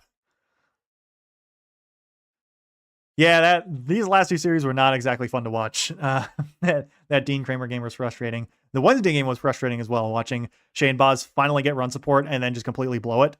I've not heard anything about Shane Baz if he was injured or not. Like, some people were saying he might have had an injury, but I don't think I've seen anything about that. I think it was just he had a bad day. But that was very frustrating. But hopefully the Orioles can take a game or 2 against Tampa Bay here. Would be nice. Narvaez on the first pitch fouls the four-seamer away. 0-1. Narvaez also 0-1 on the day or night. It's nighttime now. For sure. It's already what? 8:41? Yeah, for sure. Nighttime. Narvaez on the next pitch will swing and miss strike 2. Definitely would like to see a little bit more offensive production from Narvaez, but yeah, he's definitely a good defensive guy to have at catcher. Good at receiving pitches as well. Pops this one up over toward the first base dugout and out of play. Showing the broadcast booth. Dan Helly, Brian Mitchell, and John Riggins, the broadcast booth there for the Commanders over in Northwest Stadium. Cool to see Rigo over there calling games for the preseason. Don't know if he usually does that. I don't remember him doing it before, but yeah. I believe his number's getting retired this year as well, or he's getting inducted into the Ring of Fame for the Commanders. That one is a fastball inside to Narvaez, 1-2. But Super Bowl, I believe Super Bowl MVP, John Riggins as well. Big number 44 for the then Washington Redskins. In the meantime, Carlos Narvaez in a 1-2 count against the lefty Cam Bouger. Takes a little below the zone, 2-2 on the cutter. Good take there from Narvaez. Pete Alonso will be third to bat here in the top of the 5th as we remain tied 2-2. Saw a bit of Sonny Styles early in the game. Don't think we've seen too much since. Narvaez fouls that one away. Is he? I don't usually. I feel like I've only started to watch the Commanders preseason games in the last couple of years, and I don't usually pay huge attention to the broadcast. But yeah, Rigo is back there tonight, and he's seen some good run game from the Commanders so far. Narvaez will ground this one over to Taylor Walls at short. Easy play for the shortstop there for out number 2. So 10 pitches, 2 outs here for Cam Bouger. Does have to face Pete Alonso, who's 1 for 2. Had a sharp ground ball single last time he was up. About 112 rushing yards for the Commanders, 95 passing yards, 1 turnover apiece for each team, 87 rush yards, 70 pass yards for the Dolphins. Commanders 5 of 8 on third down, Dolphins 2 of 6. Time of possession actually pretty equal there. Ball 1 on the cutter by the feet of Pete Alonso. So should Alonso reach, it would be Jackson Holliday, who's 0 for 2 at the moment. Alonso struck out to start the game, but singled last time he was up. Takes down and in ball 2 on another cutter. Yeah, I agree, Kevin. Definitely need, would love Sonny Styles to be the guy. I love that he's wearing 52 as well. That's a good linebacking number right there. Alonso on the 2-0 will swing at it and foul tip it for strike 1 on the cutter at the knees. Good pitch there from Bouger. Been pitching well in relief so far. So Jesse Schulten goes 3 innings, 4 hits, 2 earned runs, 2 walks, 2 strikeouts. Alonso will ground this one foul. 2-2 now. Right over to Buck Britton at third. Good pickup by Buck. But Schulten's threw, I believe, like almost 70 pitches. He threw a lot of pitches through those 3 innings. Orioles have certainly been working the pitch counts well up until Cam Bouger. As Alonso is going to foul tip strike 3 that one. So a 1-2-3 inning for Bouger coming out of the bullpen. Best performance by a Rays pitcher tonight per inning. I mean, obviously Steven Matz also went 1-2-3, but that was a bit bit longer. Bouger only throws, 13, 14 pitches there. Gets Cowser, Narvaez, and Alonso down. It will be Holiday, Mayo, and O'Neill to bat in the top of the 6. Meantime, it should be, I assume it's going to be Chris Bassett still going back out there. Going up against, who would it be? I believe it would be Jonathan Aranda, Chandler Simpson, Junior Caminero. I believe the 2, 3, and 4. So heart of the order there for Tampa Bay. Got a flag down immediately in that Commanders and Dolphins second half action. Holding on Washington as well. Don't know if it was on the kickoff or something else. Dan Quinn looking on with his usual slightly grimaced stoic expression when he's not animated. On someone in the, I assume, linebacker position. Not Sonny Styles, number 56. I don't know who that is. He's talking with probably a special teams coach. My guess is on the kickoff. I was busy watching Pete Alonso strike out. But Washington does get the ball in the second half on their 23-yard line. Looked like an audible slightly. Single back formation, trips left. Hartman still in to play quarterback. Katron Allen with a decent run of about 4 yards. Actually, never mind. That is Ronald Henry Jr. Not Katron Allen. So it looks like Allen and Henry are the main 2 backs. We've seen a bit of Jerome Ford, but Henry gets the nod here to start the third quarter. Sam Hartman seeing a lot of action here as well. 2nd and 6 for the Commanders. Shotgun formation, Henry to Hartman's right. Receivers all on the left side. Hartman looks to throw, and a little behind his target, Antonio Williams. Not caught either. So incomplete pass there. Chris Bassett back on the pitch against Jonathan Aranda, who's over 2. Will unlock the first pitch high into pretty deep center field. Cowser ranges back, gets a good jump on it, catches it at the warning track for out number 1. So 1 pitch, 1 out there for Bassett here to start the bottom of the 5th inning. 75 pitches as well. We like to see that. So top 2 in Diaz and Aranda, 0 for 6 on the night. Love to see that. Chandler Simpson, who is 1 for 2 up to bat. Hartman, in the meantime, is going to try and scramble for a first down and be tackled by the linebacker. Good open field tackle there. Commander's going to go 3 and out and start the 3rd. Chandler Simpson, who singled, stole a base, and eventually got driven in by... actually, no, it was not. He stole a base, but eventually did not get there. As Caminero, who stole a base, got driven in by Victor Mesa Jr. 17 of 21 first pitch strikes for Chris Bassett at the moment through a first pitch ball to Chandler Simpson.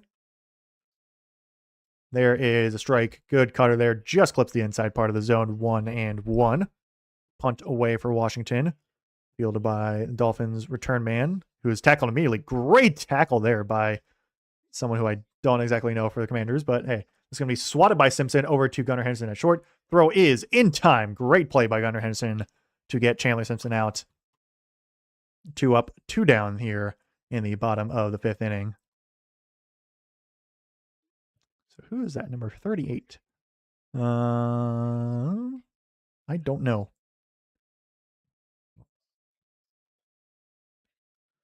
Let's see if I can look at do Control F. That is 1 sec. Fred Davis II, looks like that's who it was, and made the great tackle there. Strike 1 in the meantime to Junior Caminero on the cutter. Half swing, but it was well within the zone.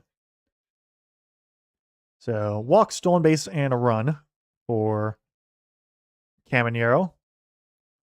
We get Carlos Narvaez is going to trot out to the mound. Might have been a pitch clock thing. 79 pitches at the moment. We also have our old buddy in Tyler Wells warming in the bullpen. Was traded at the deadline for Michael Ferret.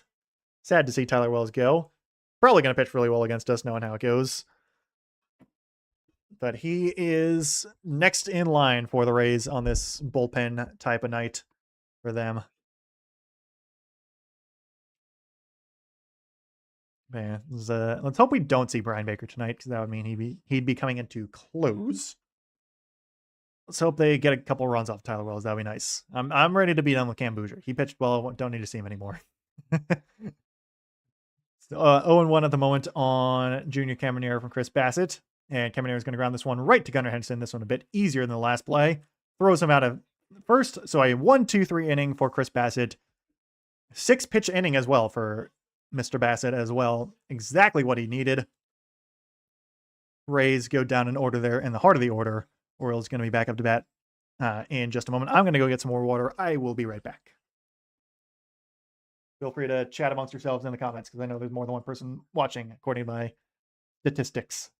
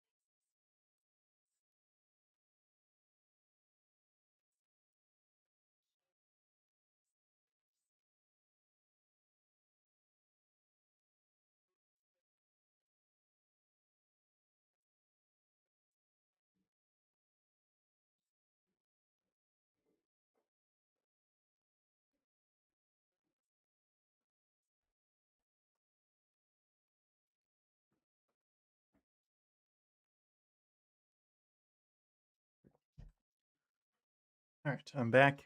And it is, in fact, going to be our old friend in Tyler Wells facing his former team for the first time.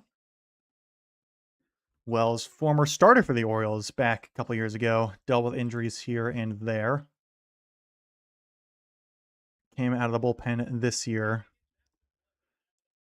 Early season was, it wasn't bad, but it was up and down a little bit here and there, but really started to come into his own as the season went on. Kind of slotted into the closer role with Brian Helsley going down with an injury, but was traded at the deadline. I believe he was playing mahjong with Trevor Rogers when he got the call that he was traded. And it was like that when they got the call, Trevor Rogers actually thought he was the one being traded, but instead it was Wells. So he is not giving up a run in 4 1/3 innings pitched with Tampa Bay. Throws ball 1 to Jackson Holliday, sorry. 4-seam, cutter, changeup, slider, and curveball for Wells. Been pitching very, very well this season. Comes here in the top of the 6th inning in a tie game. Holliday on the 1-0 will take strike 1 on the 4-seamer.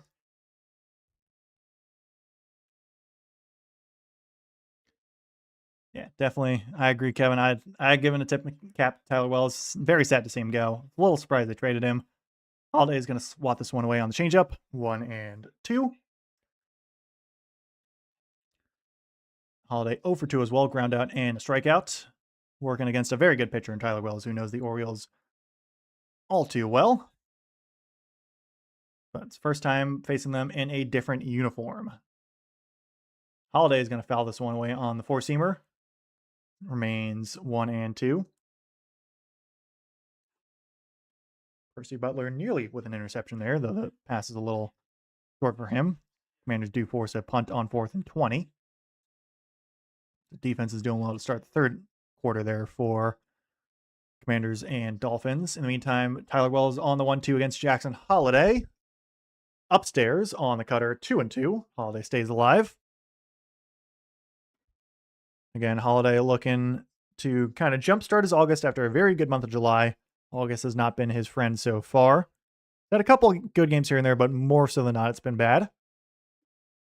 0 for 2 tonight. We'll line this one up in for a base hit past an attempt by Richie Palacios at second. Kind of back up the middle. Ground ball base hit for Jackson Holliday. Gets the leadoff man on for the Orioles again. I believe that's 3 innings now that the Orioles have gotten leadoff man on. But a nice flat swing there from Holliday. Knocks it back up towards really the second base umpire. Gets 1 on, nobody out here for Kobe Mayo, who's 0 for 2. Takes outside on the slider, ball 1. But Wells, very big dude. I believe he's like 6'8", really tall. Not like a huge flamethrower, though, but has gotten really sharp with his command. Has a good pitch mix. Though does give up the leadoff hit to Holiday. See if the Orioles can capitalize here. Mayo will foul that cutter away. It looks like Holiday was trying to steal, but the foul ball will send him back. Diamondbacks up 1-0 over the Braves. Mariners, Astros tied 2 apiece. Astros been playing very well as of late. Not really been checking the out-of-town scoreboard because I've been streaming the Commanders game on my phone. That's usually what I use to check the scores and stuff. 1-1 on Kobe Mayo at the moment. He's going to be swing and miss, strike 2. No steal attempt from Holiday either. Mayo a little late on that fastball. So Tyler O'Neill will be up to bat after this. Hopefully we'll have at least 1, if not 2, on base. Wells steps off for the moment. Looks like he wants to receive a new pitch. Adjusting his hat a little bit. Got a couple big guys on from the Orioles now facing each other. Wells and Mayo. That one is a slider in the dirt, 2-2.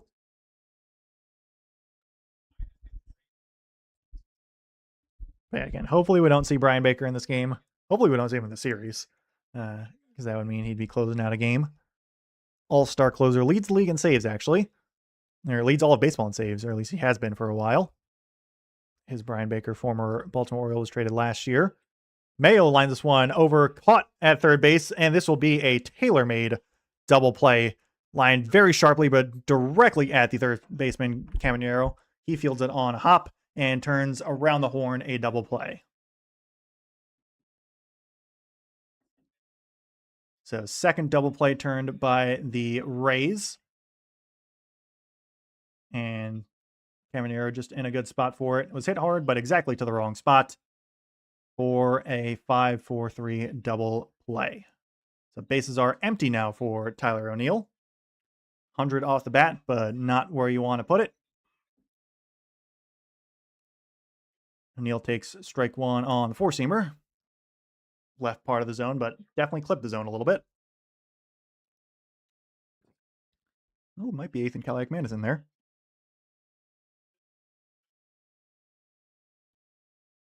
1-1. Really? Cash is not accepted at all in the drop? That's crazy.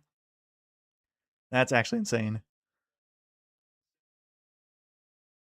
And I feel like I don't know if Camden's the same way. I feel like they have cash somewhere, but that's crazy. That's kind of ridiculous. 1 and 2. Are the prices at least reasonable there? That's what I want to know. Antonio Williams from Ethan Caliac-Manis picks up a nice first down there for the Commanders. We'll love to see that. Pretty sure that's Caliac-Manis at least, because it's not Sam Hartman anymore. It is, yes. So the 7th round pick out of where did he go? I forget. Anyway, it's a 2-2 now on O'Neill. Fastball upstairs. Where did he go to college? I forget. Rutgers, that's what it was. So 2-2, bases empty for T.O. And he's going to knock one high in the air, pretty deep left center field. That is, got to be caught by Cedric Mullins at the warning track. He crashes into the wall. Oh, my goodness. So, just all Orioles right there. Tyler Wells pitches. Cedric Mullins makes the catch. That is something we saw a lot over the past couple of years. Unfortunately, that was for Tampa Bay. That one didn't look like it was going to be a home run, but it just barely got out there. And Mullins makes another great catch. Unfortunately, now it does it against the Orioles. That does hurt a good bit, seeing the Wells and Mullins thing. But that is vintage Cedric Mullins right there, making another good catch. It hurts a little bit. Very bittersweet watching that. Very, very bittersweet. That is always got to love Cedric Mullins. I do love Tyler Wells a lot as well. Just unfortunately has to be in the wrong uniform. But Caliac-Manis moving it for the Commanders as well. Also $7.50 for a Bud Light. I actually don't really drink all that much, so I can't compare that in my head all that much, but I feel like that seems a little expensive. Not gonna lie, that seems a little expensive. So the Commanders have moved it across midfield at this point. This is Henry, who's going to run it for a couple of yards on first down. Oh, no, there's Gatron Allen. I could have sworn that was the number 30, not 31. It's annoying that it's also Ronald Henry Jr. has the number 30 and Gatron Allen is number 31. But yeah, no, it's very bittersweet watching Tyler Wells pitch, Cedric Wells make the catch, but it is for a division rival. Like, 2 years ago, that is T.O. batting for the Red Sox, and it's Tyler Wells and Cedric Mullins pitching and catching for the or pitching and fielding for the Orioles right there. That's unfortunate. And now we got a false start on the Commanders. That is on number 62. Someone, I don't know who that is. He's not turned around to show me his name. I can go to the roster though. On the offensive line. That is Tanoa Togiai, offensive guard. First pitch from Chris Bassett is ball one inside to Liam Hicks. Batting for the first time. Hicks 1 for 2 on the night. There you go. You found your people, Kevin. That one is a little outside on the changeup. 2-0 to Liam Hicks.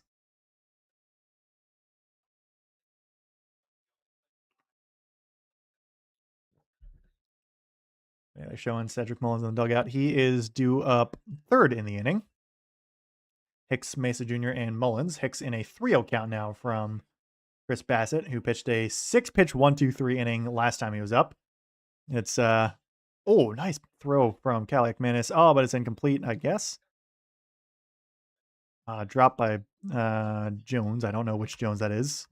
Not a starter, that's for sure. That one is 4-pitch walk to Liam Hicks as well. Fastball a little high.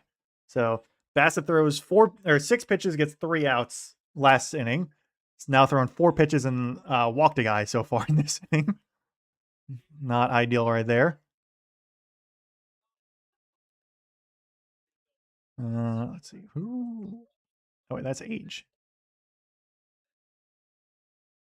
Jacoby Jones with the drop there for the Commanders on 3rd and 13. Would have been a first down, unfortunately.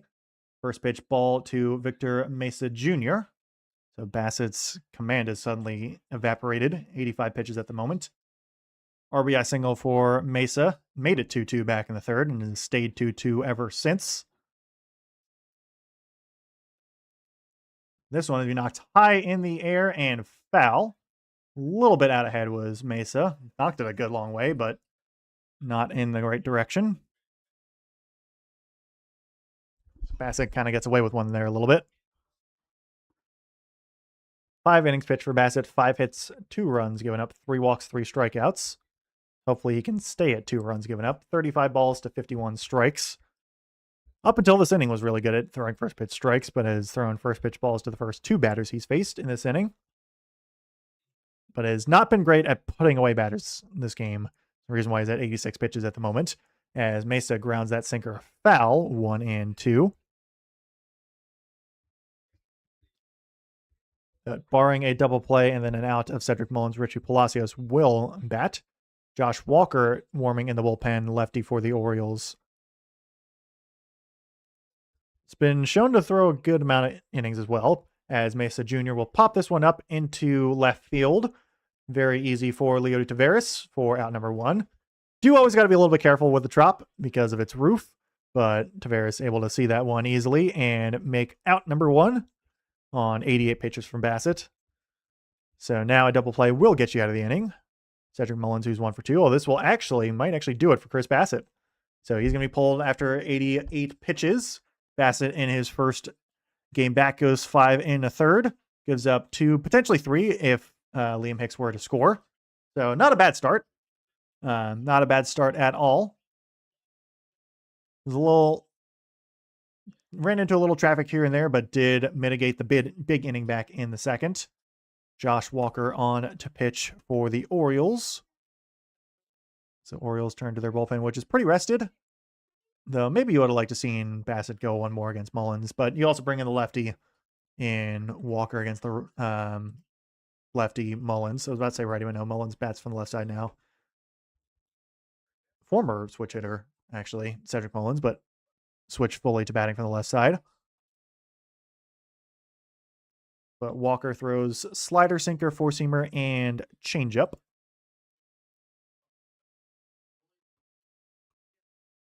Been not was not on the roster for a little while, but has been back up a good bit last month or so. Showing Durante Jones. I believe he's actually Durante Jones Jr., Commanders defensive coordinator, who they brought over from Minnesota over the offseason. Commanders defense has been doing well so far tonight. Gave up a touchdown on the opening drive to Malik Willis, but outside of that, it's been very good. Dolphins are pinned at their own 8-yard line at the moment to start out. It'll be a run and stuffed immediately, though he does eventually pop it for a yard or two.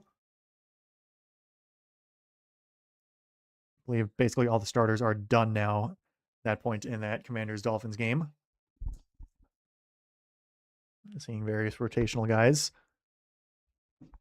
Is Cam Miller now on to play quarterback for the Dolphins. They're just showing him. That's why I know it.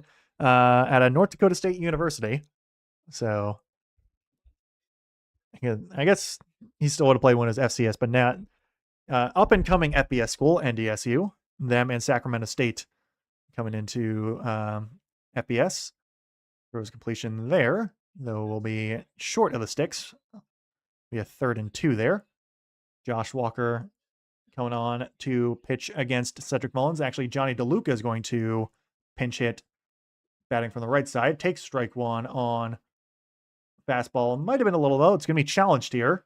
Don't know if this caught the zone, but DeLuca challenges the first pitch he sees coming off the bench. This one is going to actually clip the zone, so DeLuca loses the challenge there. It is 0-1. So that's good for the Orioles right there.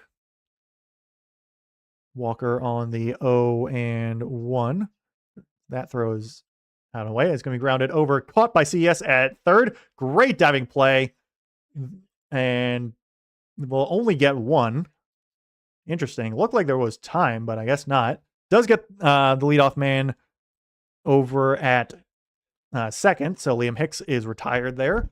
Johnny DeLuca is going to replace him, but CES with a nice diving stop there. I guess DeLuca was just a little too fast, and maybe Holiday had trouble with the transfer. I'm not really sure. My guess is Holiday had some trouble with the transfer there because it looked like he had plenty of time. So it is just an fielder's choice right there. So Johnny DeLuca is 0-1, but on first base. Richie Palacios, who's 1-2 with an RBI double. Batting from the left side against Josh Walker.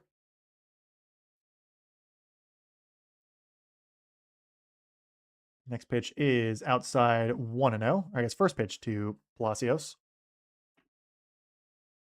I don't know if were the Dolphins going on 4th down. I missed that. Something happened there. Andrew Kittredge warming in the bullpen for the Orioles here in this tie game. Palacios on his 4th pitch is going to be check swing fouled there by, I think Walker on his pitch. I might have said Palacios, but yeah. Check swing fouled there by Richie Palacios. Garrett Clevinger warming in the bullpen for the Rays, lefty.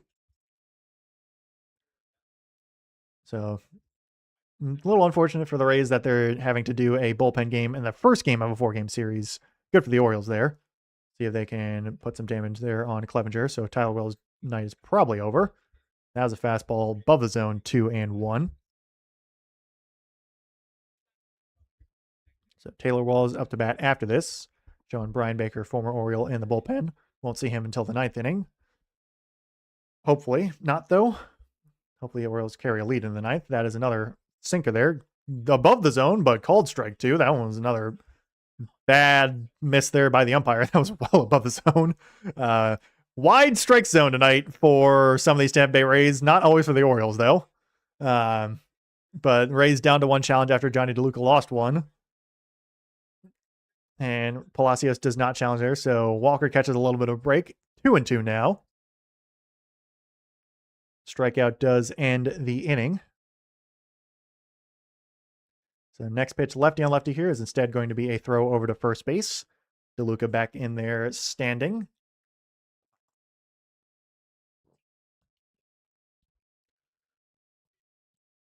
But close game here to start out this 4-game series at the Trop between division rivals. Josh Walker looking to keep it that way. On the 2-2. Swing and a miss. Strike 3 on the slider. Perfect pitch there from Josh Walker. Ends the inning.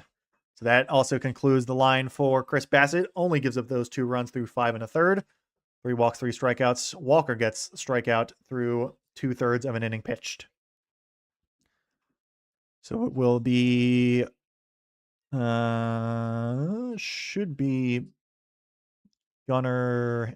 Yeah, it should be Gunnar Henderson, Christian Encarnacion Strand, and Leody Taveras up to bat for the Orioles in the top of the 7th inning. Showing Trestway on the sidelines there in the Commanders game. Going up against, who was it? Garrett Clevenger, yeah.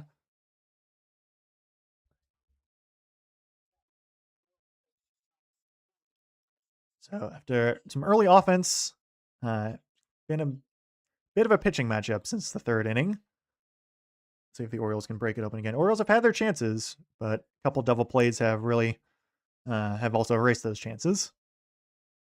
Commanders have the ball on their own 38-yard line on a 1st and 10 after a punt. Whistle is blown. 7:32 left to go in the 3rd quarter. Caliac Man is probably going to take it the rest of the way, I assume. Motions Jacoby Jones. Going to be a handoff to the running back. Gets nothing. Stuffed at the line there. Don't know which running back it is. Got a lost helmet as well. It was Ronald Henry Jr. Just having a nice preseason game so far. My guess is he's an undrafted rookie. I think they said he was UTSA was where he was from. But the 3rd, 4th, 5th stringers, they're all in there now. Don't even know if we'll see like Antonio Williams, Jalen Lane anymore. Probably we'll see. Actually, I don't even think Williams in there at the moment. Another run there for Henry. Gets a couple yards this time, so it'll be 3rd and 7, I want to say. But meanwhile, in the Orioles game, Orioles and Rays both scored 1 in the 2nd and 1 in the 3rd. This is why it is 2-2 at the moment. Colton Cowser with the lone home run in the game. Tyler Neal got pretty close, but little off on the last at-bat for the Orioles. Gunnar Henderson, who's 2 for 2 with a pair of singles, going up against Garrett Clevenger here. First pitch is in there for strike 1 on the sinker. Lefty-lefty matchup. Henderson's actually been better against lefties this season than righties. Clevenger, 42 games pitched, 3.28 ERA, 35 2/3 innings pitched, 1.23 whip. Opponents hitting 220, 12.1 strikeouts per 9, 4.0 walks per 9, 5 home runs given up. Slider, sinker, 4-seamer, and sweeper. And Henderson knocks one over sharply into right field. That will be down for a base hit. Easily a double there. Henderson ranges to 2nd. Does he want to go to 3rd? Probably not. So that is a stand-up double. 3-hit night for Gunnar Henderson and leadoff man on again for the Orioles. Have a night, Gunnar Henderson. Sharp knock there. Love to see that 21st double on the night for, or 21st double on the season for Gunnar. Not 21st double on the night. My bad. But knocks a sweeper over into right field. And good run back there by the Dolphins on the punt. Gets tripped up around the 45. 2-2 Atwell, interestingly enough, on the Dolphins now. Former Los Angeles Ram. So we get Liam Hicks is going to go out and talk with Garrett Clevenger after 2 pitches. Christian Encarnacion Strand, who's 0 for 1 with a sac fly. Henderson's going to trot over the Orioles dugout, I think, to talk with the probably either Alvarez, Buck Britton. I don't know what's going on. Why are we having a stoppage here? Yeah, Henderson's talking with Buck Britton. My guess is just a quick mound visit from Hicks. Yeah, Henderson's stopped trying to hit homers, hit for contact. I agree. And I think that'll work out well. Just need Gunnar to... I'll take this Gunnar Henderson, hit a couple sharp singles, get a nice double there. The home runs will come, but it's good to see. Oh. No, almost caught there in the flat by Dolphins running back, but he drops it. Would have had a first down there, but instead is an incomplete pass. CES, who did ground into double play already, would have to do a very, no easy double play here as Gunnar Henderson's on 2nd. That CES will line this one over in for a base hit. That should get Denton Henderson to 3rd base as it is over into left field. So hit too sharply to drive in a run, but it is now runners at the corners, nobody out off the sharp single from Christian Encarnacion Strand. His first hit of the night. So sharp grounder there. No chance for Junior Caminero at all. Doesn't even try to do it either. Brings up Leody Taveras, who's over 2, but with a great chance to drive in a run here. Taveras now switches to batting to the right side, or from the right side, as the lone switch hitter against the lefty Garrett Clevenger. Felt like I almost had a cramp in my leg, which not have been good. Taveras squares to bunt, takes it by the feet, has to skip out of the way. Instead, it's just ball 1.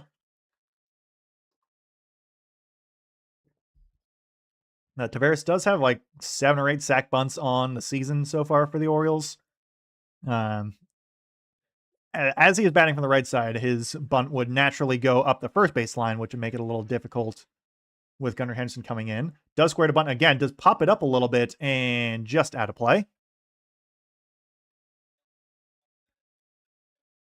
So, interesting choice here from the Orioles, playing a little bit of small ball. I know Craig Alvarez has said he's wanted to go to that small ball style more. So, see if the bunt stays on here for Leody. Commanders also force another punt.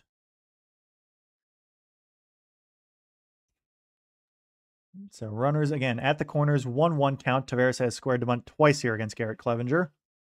Lefty pitcher, righty batter at the moment. Does he square to bunt again? No, he does not. Does ground this one over to third base, caught by the third baseman. Henderson goes on contact. He's caught up in a pickle. Contact play does not work. Hicks chases him back to third base, and Henderson is going to be out. And someone, Christian Encarnacion Strand's over there at third. So I think I guess CES is going to be the one that's out. Henderson's going to stay at third. And Taveras gets all the way to second. So a weird way to get an out. Orioles put now runners at third and second, 1 out. So we get the speed of Henderson at least still at third base. All right, sure.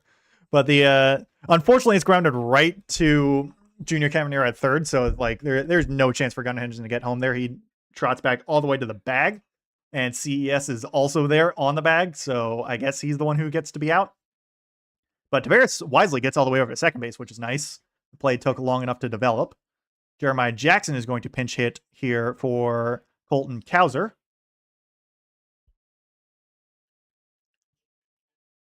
So pinch hitting against the lefty Clevenger. A lot of kids here love Gunnar Henderson. Can hear them screaming. Yeah, Henderson's a very popular guy on the Orioles, even with his struggles this season. I can see why the kids are screaming for him. Good to see that there's a lot of Orioles fans over there in Tampa Bay. Looks like the Fat Man gets first down there. I think that was Katron Allen. Or was that Blue? Or no, that was Katron Allen. Nice.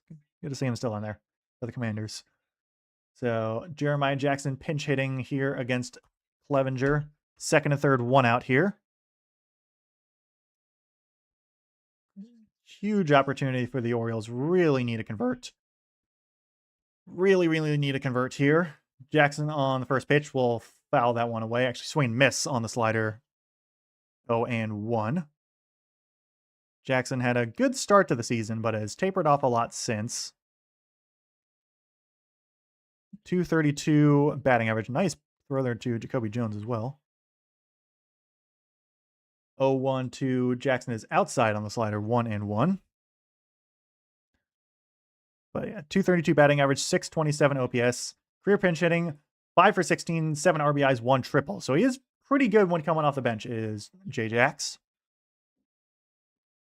7 home runs, 10 doubles.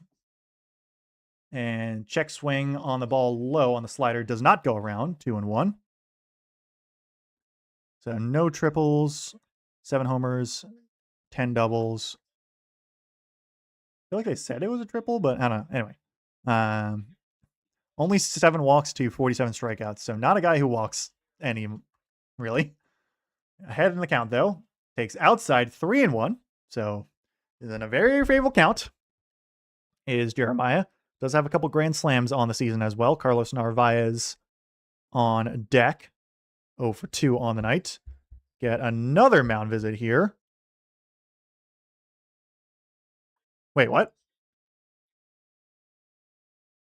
We're getting a pitching substitution on a 3-1 count. Huh? Wait, what? Unless the...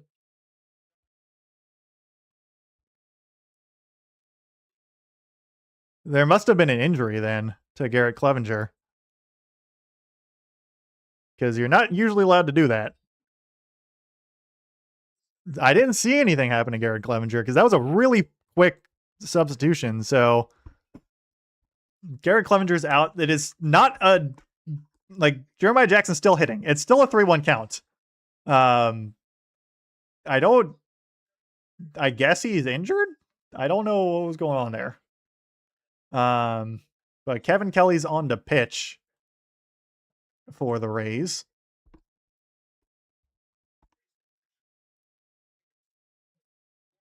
Okay. I didn't see an injury at all, but I guess the Rays saw one. That was like an instant substitution right there. Commander's drive does stall on offense, but the righty reliever is unfortunate because they bring in a righty reliever for Jeremiah Jackson. The whole reason they brought him on because he was a righty to pinch hit against the lefty. So that, like, what? I'm assuming it's a injury, but I didn't see anything, so that's why I was confused. Because I think that's the only reason why you can, unless the Masson broadcast was off and like it was actually a 3-0 count and he threw it and it was a walk. That might have been it as well. Maybe Masson screwed it up and it was actually a walk. And it wasn't a 3-1 count. Because yeah, Jeremiah Jackson is now on first base.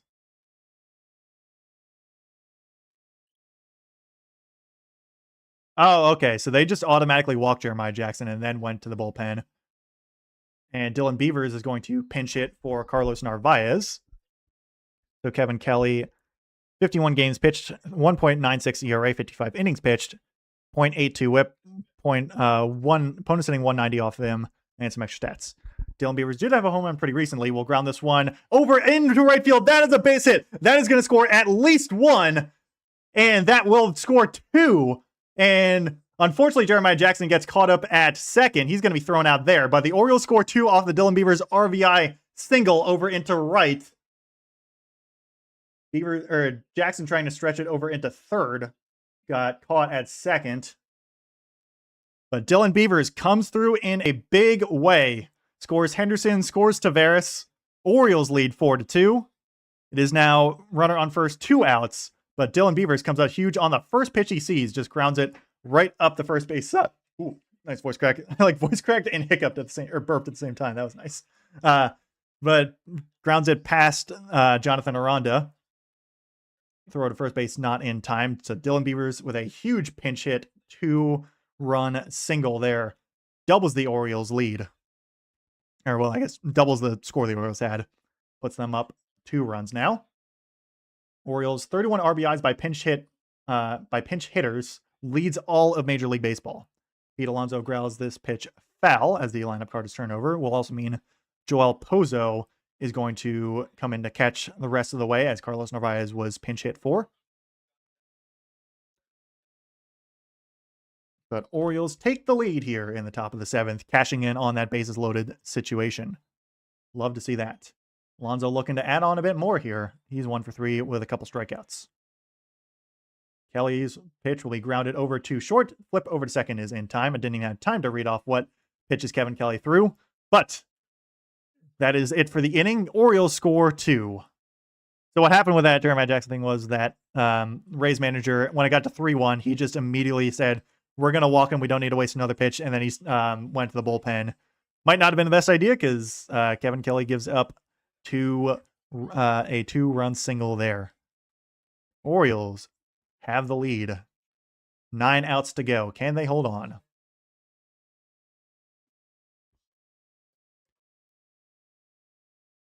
So actually, I'll flip over real quick So I do have Dolphins Commanders.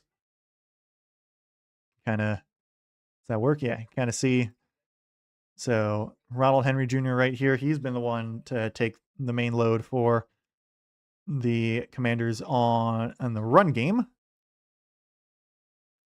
But stat-wise, has been more in favor of the Commanders. Their defense has been playing very well. Outside of that 14-play, 93-yard drive to start out. But that was also a lot of these starters for the Dolphins there. Devon Achane finished it off. Riley Patterson, I feel like he was on the Commanders before. But since, or Robert Henry, not Ronald Henry, Robert Henry. He had a nice touchdown run. Katron Allen with another one. It's been pretty good. I've not heard much on what happened to Marcus Murray yet. I probably just took him out precautionary. Hey, Cade Mandrano, former draft pick by the Commanders. We'll go back here. So don't know if Josh Walker will stay out to pitcher or will be someone else. Probably will go to someone. Andrew Kittredge was warming in the bullpen, so they'll probably go to him. It's my guess.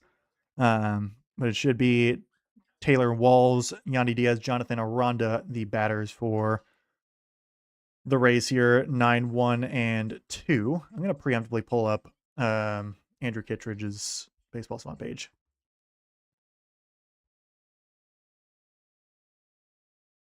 Come on. There we go. I got it now. Yeah, Kelly threw a sinker, changeup, sweeper, and four-seamer. I think he threw all of like 3 pitches. One of them was the Dylan Beavers RBI, or 2 RBI single. One of them was fouled off by Pete Alonso, and the other one was grounded to Taylor Walls at short. Dylan Beavers actually going to slot in the game, so I guess because Joel Pozo has to catch. Interesting. First pitch from Taylor Walls knocked over into fairly deep left field, right to Dylan Beavers, interestingly enough. He catches it on the warning track, though, for out number 1. So, okay, I guess they took out Jeremiah Jackson, slotted Joel Pozo in there instead. So, Leody Taveras switches over to center field because Colton Cowser had been pinch hit for by Jay Jax. And Beavers takes left field. Tyler O'Neill remains in right. Pozo behind home plate. Yandy Diaz, who's 0 for 3, now on to pitch, and it is against Andrew Kittredge, who threw 1 pitch, got 1 out. Now throws 1 pitch to Diaz inside on the sinker, ball 1. Looks like they're interviewing Terry McLaurin on the sidelines there in the Commanders game as well. 1-0 on Diaz. Next pitch is going to line right back up the middle for a base hit, so Yandy Diaz finally finds that hit he wanted. As the DH tonight, he gets on base for the first time. Keeps his batting average above 300 as well. So 1 on, 1 out for Jonathan Aranda, who's also 0 for 3. Slider, good pitch, honestly, but Diaz covers it well. Like right at the bottom left corner of the zone. Diaz covers it, knocks it right back up the middle. Seen a lot of like low ground balls, low liners, a lot of them up the middle. Been more contact than power tonight from both sides. Obviously, the Orioles did have that 1 home run at the moment from Colton Cowser, but the 2 runs came courtesy of a single, ground ball single. Jonathan Aranda fouls off the first pitch from Kittredge, 0-1. Strikeout looking, and a couple of flyouts to center field. Because I believe center field is the 8 position. Pretty sure. He's going to knock this one over into deep right field. That will hold up, though, for Tyler O'Neill. Not quite deep enough. Masson camera was tricking me a little bit. I was going to say, like, coming off the bat didn't sound or look like it was going to go that far, but the passing camera was like, it was zooming up and up, and I was like, oh, no, here we go. But it was actually just a pretty weak fly ball over into right field. Easy one for Tyler O'Neill right there for out number 2. Chandler Simpson, who's 1 for 3, up to bat now. Again, runner on first. Simpson singled his first time up, right back up the middle, but has grounded out last 2 times he's been up. Takes strike 1 there on the slider.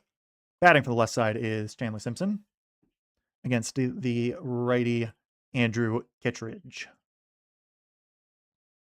Yandy Diaz still on at first base. Don't know, probably not seam steal, is my guess. That one is going to be actually well above the zone, but swung on and fouled away by Simpson. He's in an 0-2 hole. Here's how many steals does Yandy Diaz have this season? He has 3 stolen bases on the season. So yeah, not a guy who steals a lot. It's really Chandler Simpson, Cedric Mullins, and Taylor Walls. They actually, Mullins and Walls both have 18. Chandler Simpson with 33. Grant Wolfram warming in the bullpen for the Orioles. It's been had a couple rocky outings as of late. Swing and a miss, though. Strike 3 on the slider. Andrew Kittredge throws a scoreless 7th inning. Orioles keep this game 4-2. Rare strikeout on Chandler Simpson. Not a guy you see strike out all that much. I mean, that's only his 40th strikeout of the season for a guy who has, at that point, almost 420 at-bats. So Kittredge with a nice one there. Will be Jackson Holliday, Kobe Mayo, and Tyler O'Neill on to bat for the Orioles here in the top of the 8th. That's good to hear, Kevin. I feel like I've never really seen too many Rays fans be all that like annoying, like online, or even in person. Not that I met too many Rays fans in person, but I can see that. I feel like the Rays, they're usually pretty chill. They're not like everyone else in the AL East. You know, the Red Sox, Yankees, and Blue Jays fans. Where I feel like O's and Rays kind of have like almost a mutual respect going on, and just kind of because they're the small market teams in the AL East.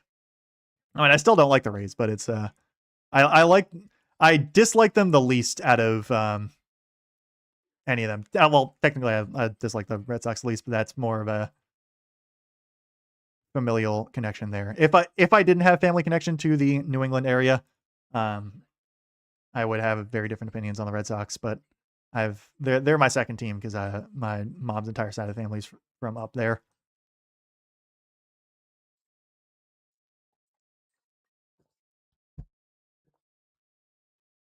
Commanders are doing well on defense again. Dolphins in a 2nd and 20 at the moment. Yeah. Yeah, I think it's only right that you should talk trash to Red Sox and Yankees fans. It's how it should be, you know? Because it's more fun when the Orioles and Rays are doing good. Like I always say, when the Yankees lose, America wins. That's not my original thing, but I like to say that a lot. Holiday on the first pitch takes ball 1. A new reliever as well for the Rays, I believe. I'm pretty sure. I'll eventually figure out who it is. Roycroft is the reliever. I'll find him eventually. Holiday pops this next pitch foul. 1-1. Where Chris Roycroft is who it is. 16 games pitched, 9.15 ERA, 20 2/3 innings pitched, 2.03 WHIP. Opponents hitting 344 off him, 7.0 strikeouts per 9, 4.8 walks per 9, 1 home run given up. That one is outside 2-1. So Chris Roycroft, the righty reliever. Sinker, cutter, four-seamer, and sweeper. Throws that sinker a whole lot to righties. Throws a good mix of everything to lefties. 2-1 is inside on the four-seamer. 3-1. Has some commander down injured at the moment. Don't know who that is. For the Rays, and you can see right here, Rays have used a lot of pitchers tonight, which is good for the Orioles for this series, since this is a 4-game series. So Holiday in a favorable count, 1 for 3. Had a hit last time it was up, I believe. Well, let's just foul tip that one back into the glove of Liam Hicks on the cutter. Was a little out in front of that. 3-2 now. Orioles, only 3 walks on the night so far. 2 of them have been by Tyler O'Neill. 5 strikeouts as well. Both teams actually 3 walks, 5 strikeouts at the moment. 3-2 Holiday is going to be grounded right back up the middle, but softly enough for the shortstop Walls to throw him out at first base. So the Orioles do not get the leadoff man on for the first time in a couple innings. Kobe Mayo will be up to bat, I assume, unless they want to pinch hit for him here. I don't know if they want to. He is DHing tonight, so maybe they will. But it looks like he's going to stick in there. He is 0 for 3 with a strikeout and going up against a righty reliever. So he's flied out to center, struck out looking, and grounded into a double play as Kobe Mayo takes ball 1 on the sinker below the zone. It's going to see a lot of those as Roycroft mostly throws sinkers to righties. Ryan Valade Is now a defensive substitution over in right field for Victor Mesa Jr. Mesa Jr., not a guy who's played a ton this season for the Rays. There's strike one on a cutter. 1-1 on Kobe Mayo. After Mayo, it will be Tyler O'Neill, who's 0 for 1 with 2 walks. Mayo looking for his first hit of the night, or really just first time to get on base. Don't know why I put so much emphasis on 4. There is going to be a liner over into left and caught by Chandler Simpson. So another one hit really hard, but to the wrong spot. It's kind of been the Orioles' way a lot this season. So 2 up, 2 down here for Chris Roycroft in the top of the 8th. 103.6 off the bat, but exactly to the wrong part of the ballpark. Mayo got a good chunk of it, but not enough. 9 pitches for Roycroft, 2 outs at the moment. Tyler O'Neill looking to get on here. Get his first hit maybe. Takes a sinker below the zone. Ball 1. Dolphins looking to punt on a 4th and 11 after an injury timeout. That one is going to be downed at the 1-yard line. Great work by the Dolphins special team unit right there. 1-0 on Tyler O'Neill is in there. Strike 1 on the sinker, right in the middle of the zone. So a couple walks for O'Neill and a fly out to deep center field. A really nice catch by Cedric Mullins. Erased a potential hit from O'Neill last time he was up. Takes below the zone on the sinker. 2-1 now. O'Neill again, he's been hitting a lot better as of late. Seeing the ball well tonight. In a favorable count here, though up against a righty, does better against lefties. Same with Kobe Mayo, he's a guy who destroys lefties. Well, knock this one right back up the middle for a base hit. There's the first base hit on the night for T.O. Just a nice single right back in the middle. Seen a lot of those from both teams. Hard shots up the middle. Not exactly elevated. That one was more of a liner rather than a ground ball, but another good hit there from Tyler O'Neill. Slider that just hangs way too much from Roycroft. I don't know why I keep saying Roycroft. But Roycroft with the sharp, gives up the sharp single there, brings up Gunnar Henderson, who is 3 for 3 on the night. Couple singles and a double for Gunnar. Scored last time he was up on the Dylan Beavers RBI single. Last inning as well, actually. Henderson on the first pitch takes a cutter there, strike 1. Good pitch there from Roycroft. But Henderson looking to make it a 4 for 4 night. That would be pretty nice. Would love that. Would really love that. It would be really cool.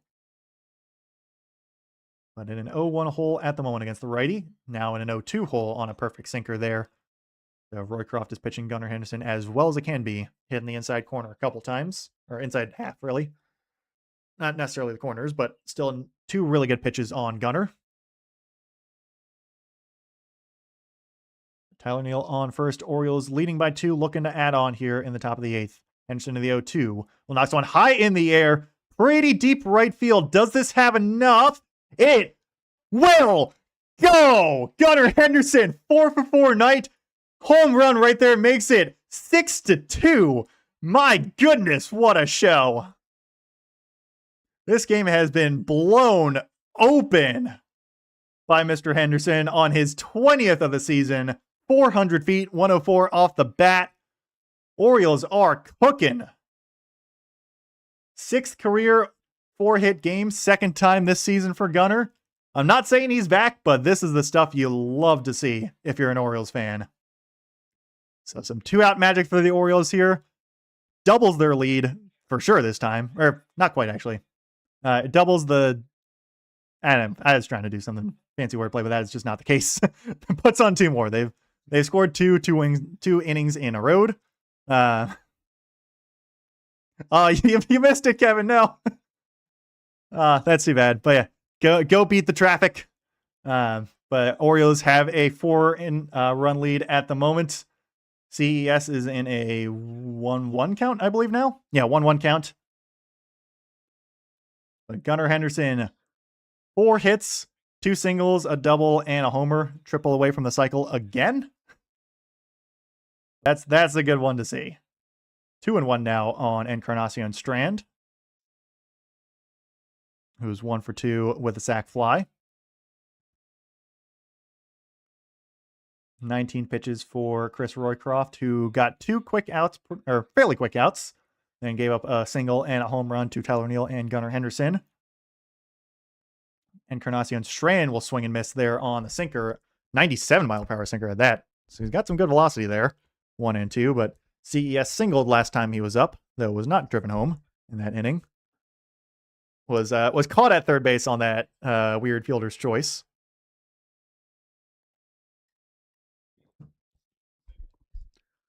The Orioles playing with house money at the moment. They have 6 outs to go now with a 4-run lead. That one is outside, 3-2 on the sinker. Yeah, don't be distracted, Kevin. Go. You don't need to chat. I'll just be fine if you're listening. But I saw. I'll talk about this after this next pitch from to CES from Roycroft. This one is swung and a miss, strike 3. So that is end of the inning. But the Orioles tack on 2 more. Commander's going to be punting as well. Oh, $40 parking. That sucks. Jeez, that's a lot right there.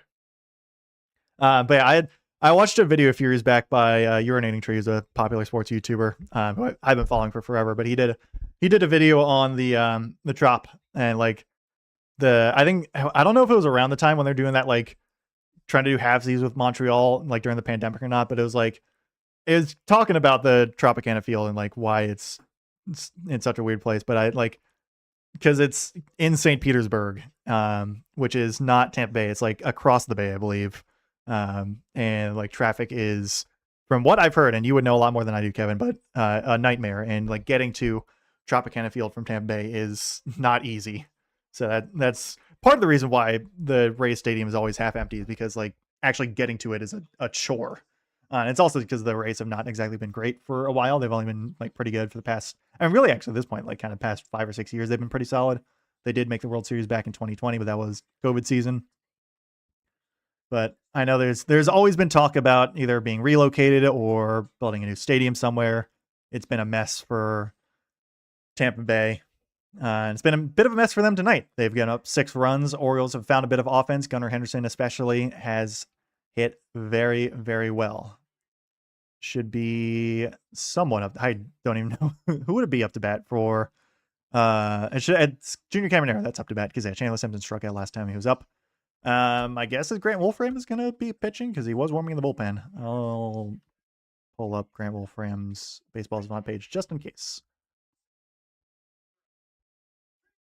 But the Commanders just punted, so that's also on commercial. Sinker, 4-seamer, curveball, slider, sweeper, cutter for Grant Wolfram out of the bullpen lefty. Showing a replay of that Henderson home run.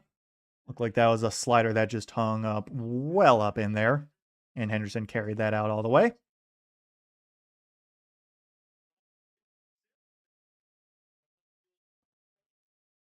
Then I'm gonna assume it is Grant Wolfram who's going to come on to pitch. 10 hits for the Orioles tonight. 3 left on base, 6 runs. That's a huge number right there. Only 3 left on base for the Orioles, because that is something they've struggled with a lot. It is actually not Wolfram. It is Rico Garcia on to pitch. Throws strike 1 on a curveball to Junior Caminero. 55 games pitched for Rico. 3.62 ERA. 49 2/3 innings pitched. 0.95 whip. Opponents hitting 175 off him. 9.4 strikeouts per 9. 2.9 walks per 9. But 9 home runs given up. That's been the big thing as of late, is that Garcia's given up a lot of home runs. For the fastball there, outside 1-1. Caminero 0 for 2 with a walk, stolen base, and a run back in the 3rd inning. That made it 2-2. The most recent run the Rays have scored. There's a fastball bottom of the zone, strike 2. But Rico was on an all-star pace early on in the season, has fallen off significantly since then. Still pretty good, but it not quite as good as he was before. And that is an interception for the Washington Commanders. Great pressure there on the Dolphins. I think that's Ali Cajo with the interception. Still going. Orioles the Commanders switched the field right there. So 1-2 currently on Caminero, and that is a curveball in the dirt, ball 2, taken all the way.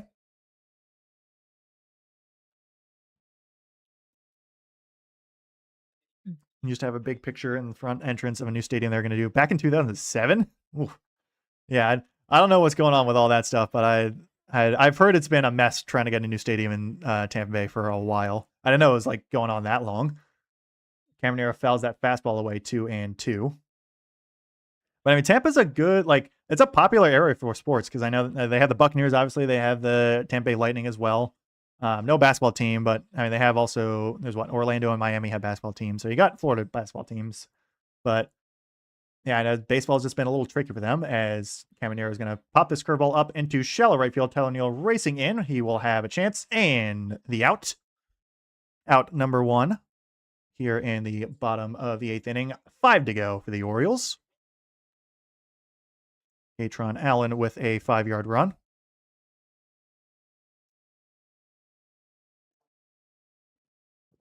Opening roof, and yeah, definitely need if you're going to build a stadium in Tampa Bay. I definitely agree that it's needs some kind of cover because I know it gets real hot down there. But a retractable roof would be pretty cool there, and any view of the bay would be nice. Strike 1 on a fastball to Liam Hicks, who's 1 for 2 with a walk, I believe. Right? He's walked, right? Yeah, he's walked. 1 of 3 walks for the Rays tonight. But Hicks, one of the 2 run scorers, as well was the first run scorer for Tampa Bay back in the 2nd inning.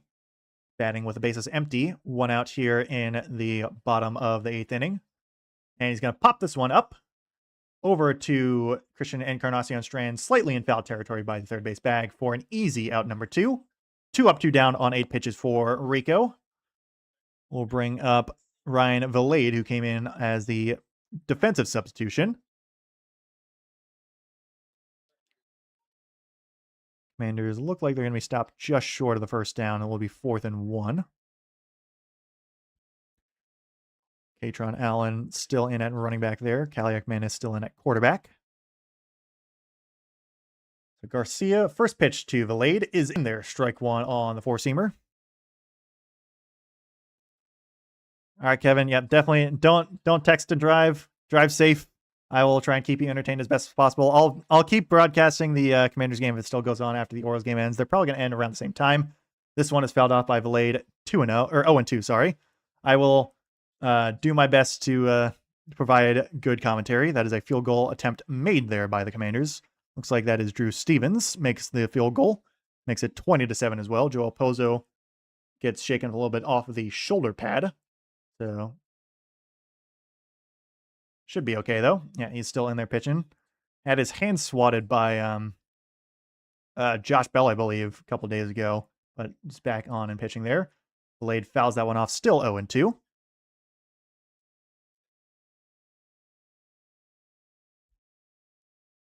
But Valade, who hits 246 on the season. Let's see if I can find him. A couple more stats here. This is Rays pitching. I go to Rays batting. Next pitch is in the dirt. Skipped there, the curveball. 1-2. Good block. Not that it was needed by Joel Pozo since there's no one on base. But a good block nonetheless. But Valade, 759 OPS, 3 stolen bases, 43 strikeouts to 16 walks, 79 total bases, 35 RBIs, 9 home runs, 1 triple, 7 doubles, 43 total hits. That one is a curveball yanked well and away, 2-0.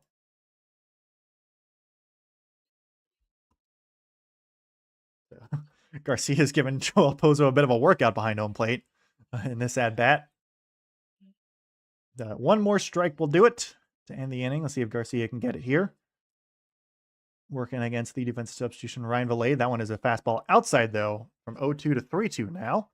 Should Valade reach, it will be the pinch hitter, Johnny DeLuca. Let's see another pinch hitter, but he is, in fact, in the on-deck circle. Pinch hit for Cedric Mullins last time he was up.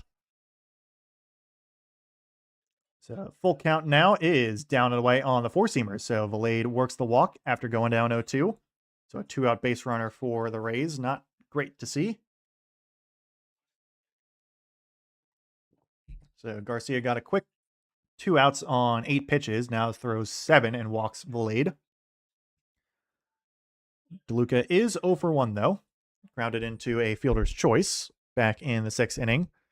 Probably should have been a double play, but it was, I think, a mishandled transfer by Jackson Holiday at second. First pitch to DeLuca is downstairs with a curveball, ball one. Wouldn't mind a little bit of a trot out by Joel Pozo just to recalibrate Rico because he's missing the strike zone a lot. But on 16 pitches now is Garcia. Righty-righty matchup here between Garcia and DeLuca. This one is a fastball in there, strike one.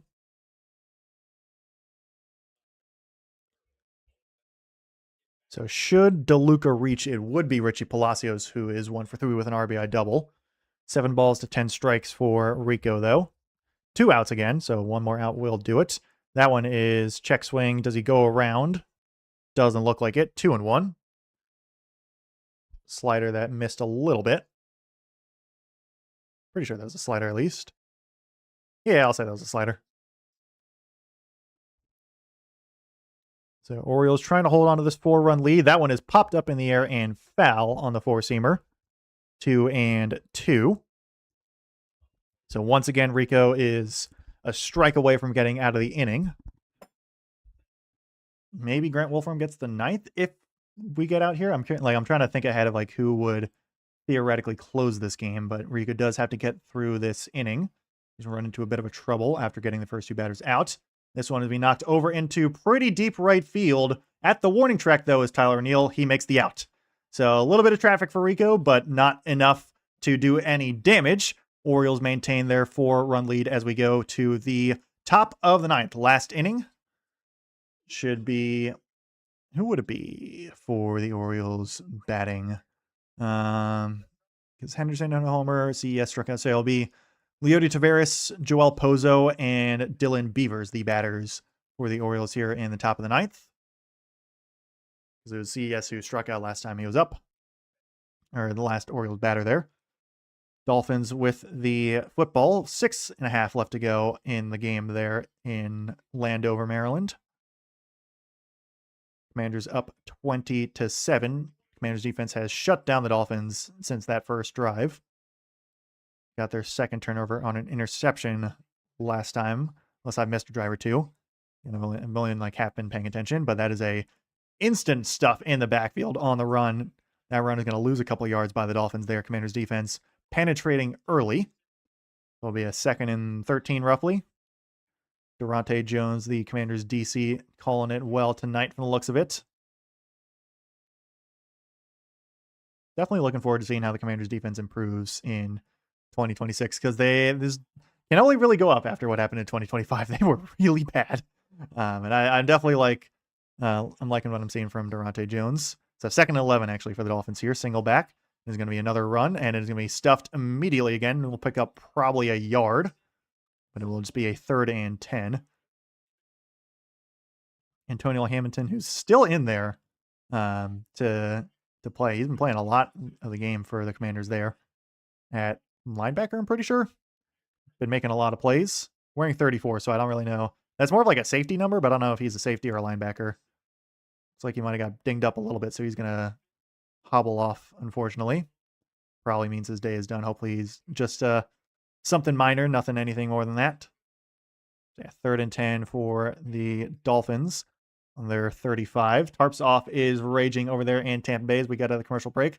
That one is intercepted by the Commanders. Overthrow there. First pitch to Leody Taveras is ball 1 from Chris Roycroft, who is still in there to pitch. I don't know why I keep saying Roycroft. I don't know where I'm getting the TH from.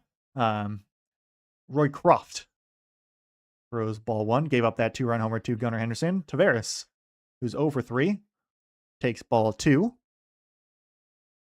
Grounded into a fielder's choice last time he was up, and that weird one that got CES out at 3rd, but Taveras eventually got to 2nd base and was eventually scored by Dylan Beavers to make it 4-2 at the time.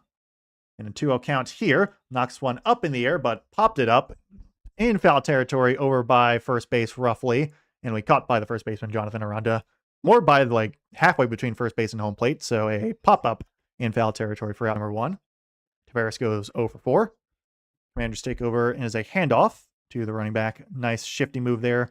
Looks like that is Henry Jr. there for a run of about 7. Kept saying it's Ronald, but it's not Ronald. It's Anyway. Yenyer Cano. Oh, yeah, that makes sense. Yennier Cano warming the bullpen for the Orioles. Swinging foul tip by Joel Pozo in his first at-bat. Strike one. Came in after Carlos Narvaez was pinch hit for by Dylan Beavers. 1 home run for Pozo as an Oriole, 7 RBIs, hitting .256 on the season. We'll swing and miss there on the sinker, 0-2. Quickly down in the count against Roycroft. Dylan Beavers 1 for 1 with that 2-run single on deck. Should he reach, Pete Alonso would be up to bat for the 5th time. Looks like Commanders converted the first down as well. I was saying it's second 4. Maybe I missed a first down conversion. Anyway. Pozo in the 0-2 at the moment. Take downstairs on the sinker, 1-2. 3rd and 1, okay. 3rd and 1 for the Commanders. Katron Alla now in to run. Batman. That's his nickname. I'm not trying to, it's not anything derogatory. That's what he calls himself. He calls himself Batman. 1-2 on Pozo. He's going to check swing foul this one on the cutter upstairs. Remains 1-2. But it will be Richie Palacios, Taylor Walls, and Yandy Diaz, the batters in the bottom of the 9th for the Rays. Currently down 4. Orioles looking to add on another insurance run. Flag down to that Commanders game. 1-2 to Pozo is going to be lined over, caught at third base by Junior Caminero on a line. So Pozo with a hard hit, but exactly to the wrong spot. Seen a lot of those tonight. 2 down here in the top of the 9th.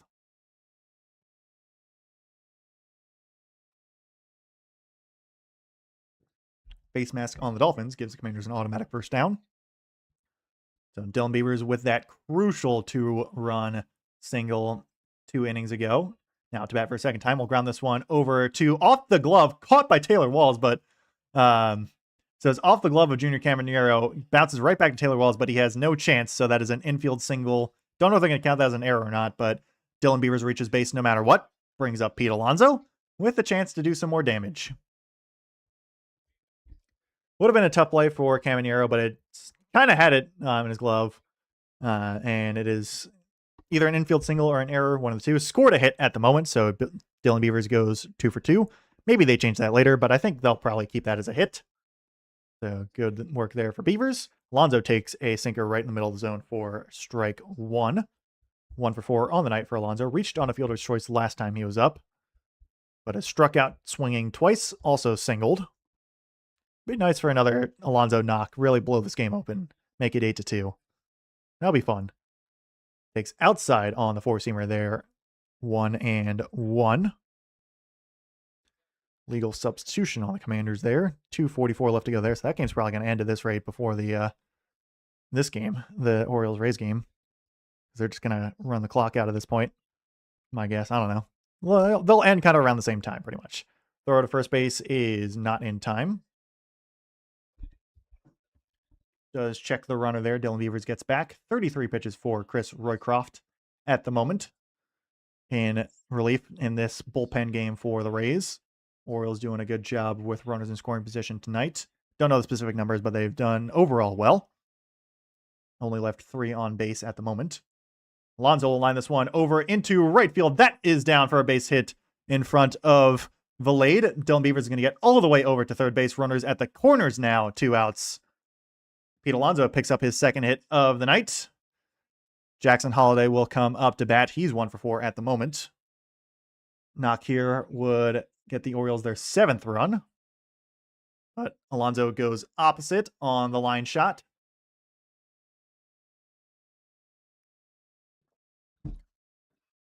Love to see that. Hopefully the Orioles can capitalize here. The 4 runs are nice, but 5 runs is better. Or a 4-run lead is nice, a 5-run lead is better, is what I was specifically saying. Orioles actually have 2 guys warm in the bullpen at the moment. Holliday takes inside ball 1, just in case this game really gets out of reach. So they might not want to burn Yennier Cano if they have a 5-run lead. So that is Adam Hoppy, or I think it was Alex or Adam, I forget actually. But Hoppy also warming in the bullpen for the O's. Holliday will chop this one up the middle. This will be an easy out at second base, so the Orioles maintain their 4-run lead. So fielded there by Taylor Walls. Easy out. Orioles do strand 2. Looks like it will be Yennier Cano. I assume it's going to be Yennier Cano to pitch there in the bottom of the 9th. Not a given that this game's over. Rays are a really good team, but the Orioles do have the inside track at the moment. Cano's been pitching well, but I'm going to knock on wood. Hopefully, Orioles can pull out a win here. Just need a couple outs. Okay, it's Alex Hoppy. That's what it is. It was part of that trade for Taylor Ward from Seattle. Throws huge velocity, Alex Hoppy. But Cano has been very reliable so far this season. See if he can close it out. It's not a save situation since it is 4 runs, but still want to close this out nonetheless. I believe the 2-minute warning is also hit in that Commanders-Dolphins game, I assume, because they're on the commercial break.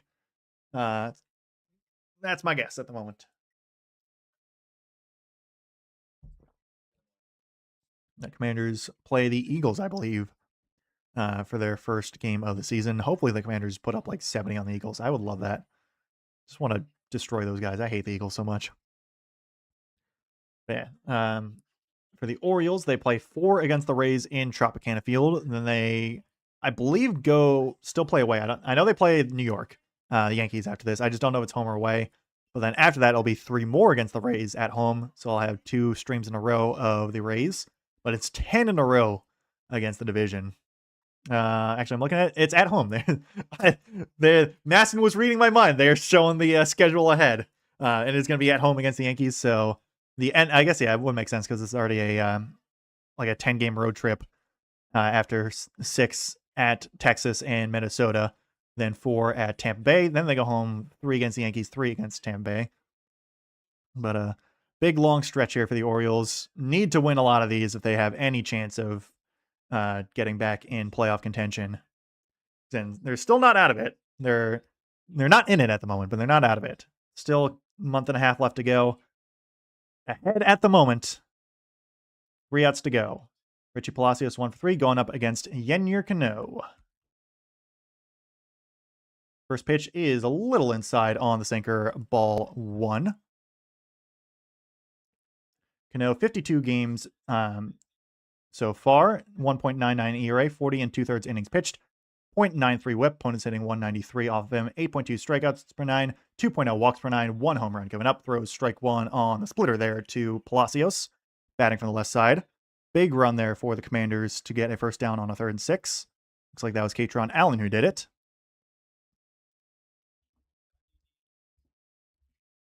The next pitch is skipped in the dirt on the splitter, 2-1.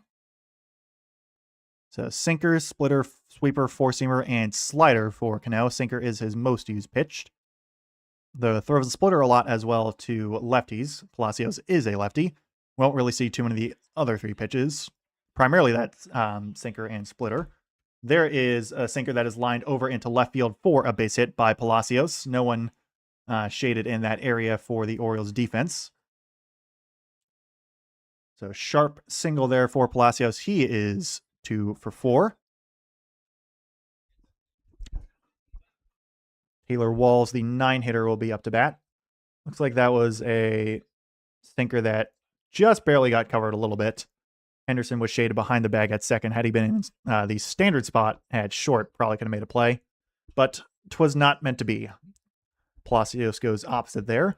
Walls on the first pitch takes inside, ball 1 on the 4-seamer, or sorry, strike 1 on the 4-seamer. Looked like that might have been a little inside, but it does clip the zone for strike 1. Walls walked back in the 2nd inning, then grounded out and flew out.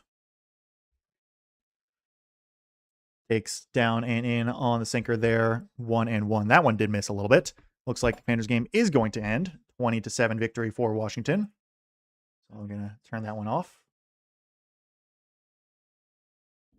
Ground ball double play would be ideal. Cano is a ground ball type of pitcher, and that is a ground ball, but it is in the wrong spot. That is a base hit. Palacios is going to get to third, actually stay at second. Not really wanted to test the arm of Tyler O'Neill, but it is 2 on. Nobody out here. A little worrisome. Hoping I didn't jinx it. That is a splitter that was well below the zone, but was covered, and that is what the Rays do. They cover the ball well. And it does flip the order over to Yandy Diaz. Not the guy you want to see. Joel Pozo goes out for a brief chat. Again, ground ball double play is in effect at the moment. Diaz 1 for 4, but did get a hit last time he's up. Jonathan Aranda on a deck is the tying run. Hopefully Cano can buckle down a little bit and find what he needs to do because he really don't want to blow this game. Strike one there on the sinker. No swing from Diaz. Takes all the way. All right, Cano, let's not blow this. Let's make some good pitches. This one is going to be fouled away on the sinker. 0-2.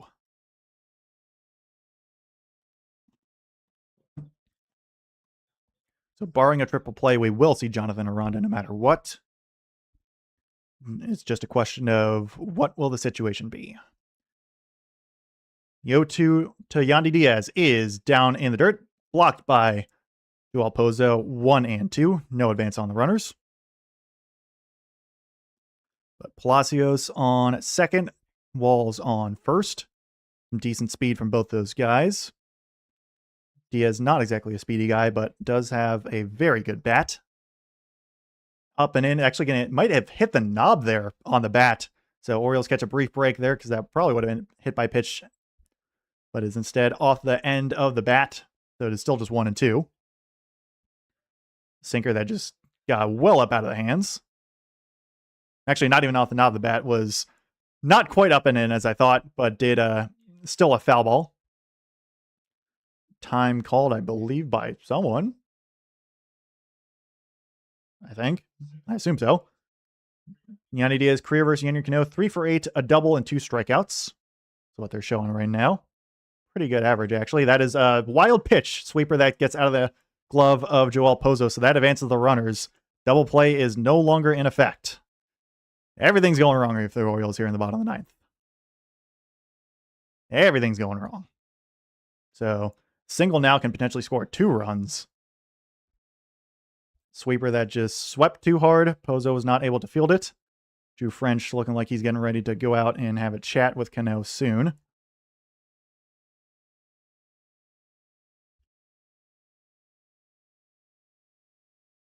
And swing and a miss. Strike 3 on Yandy Diaz on the sinker. Cano gets his first out. And there's no easy double play here, but a double play would end the game. But perfectly located sinker down and in. It was not a strike, but Diaz swings over it. So it is 1 out, 2 to go. Jonathan Aranda up to bat now. 0 for 4 on the night. Strikeout looking, fly out, fly out, fly out. So fly out would get 1 run in, which is not the end of the world. 4-seamer there, outside ball 1. Don't really want to pitch around Aranda, though, because you get Simpson and then Hicks after that. But again, a walk would load the bases and put the force out anywhere, but you don't really want to do that. I don't think Cano's trying to do that here. That one is up and in, though, on the 4-seamer. So back-to-back 4-seamers. Pozo's telling him to calm down a little bit. 2-0. So Chandler Simpson represents the tying run. Hicks the winning run. 2 outs left to go here for Cano, though he's down 2-0 on the count to Jonathan Aranda. Next pitch is going to be lined over into right field. That is a base hit. That will score at least 1. This will bring in, most likely to the throw home, is cut off. The lead is cut in half. 6-4. Orioles still lead. At Gunnar Henderson homer is now proving really important here, as now the tying run is at the plate. So 2 RBI single for Jonathan Aranda, his first hit of the night. Drew French on to talk with Cano. This is suddenly not looking good. Sinker that just a little too much in the heart of the zone. Lined up there over into right field. Would not have gotten home, so good work by Cano to at least cut it off and keep Aranda at first. But yeah, Simpson, Caminero, and Hicks are the next 3 batters. Cam Sanders warming in the bullpen now. But again, double play ends it. Orioles still have a 2-run lead. Simpson is the tying run, though the home run is not exactly something you think about with Chandler Simpson, but he's still a very pesky guy to get out. 1 for 4 on the night. Ground balls started out being induced by Cano, but he's also, they were just hit to the wrong spots. Ground ball double play would end it here. Would be very handy. Wild pitch also really screwed him over there. Nothing can ever be easy in the land of birds. First pitch to Simpson, swung on a miss. Strike 1 on the splitter. Simpson has struck out in this game. Struck out, I believe, last time he was up against Andrew Kittredge. But you can't lose this game if you're the Orioles. Just where they're at right now and with the lead they had, you can't lose this game. Cano's next pitch is outside. Splitter there, 1-1. Definitely not the usual sharpness we've seen from Cano this season. He's been good, has Cano. This is more the Cano we saw last season, where you're just getting knocked around way too much. But Christian Encarnacion Strand pinched on the infield grass. That is a four-seamer upstairs, ball 2. Probably looking for the bunt from Chandler Simpson. Brian Baker is warming in the bullpen for the Rays, just in case this goes to extras. Let's hope that does not happen. I want to go to bed. This one is just outside, going to be challenged by Pozo and lost. Thinker that just misses the zone.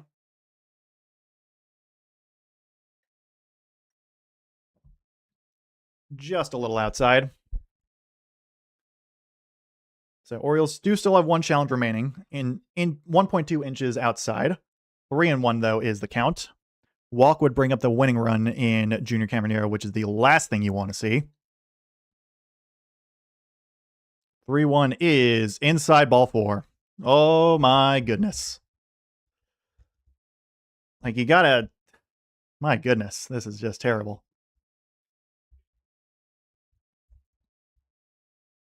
So the best hitter for the Tampa Bay Rays, Junior Caminero, up to bat with a chance to win it with a home run. Double play ends it. Home run ends it. Anything else we play on? So strikeout looking, a walk, ground out, and a flyout for Junior. 277 batting average, 35 home runs, 77 RBIs. I believe he leads the American League in home runs, I want to say. Oh, no, Gordon Alvarez does. Duh. It's like Kyle Schwarber leads the National League, and then, it's Jordan. Let's hope we get a ground ball double play. First pitch, strike. Sinker at the bottom of the zone.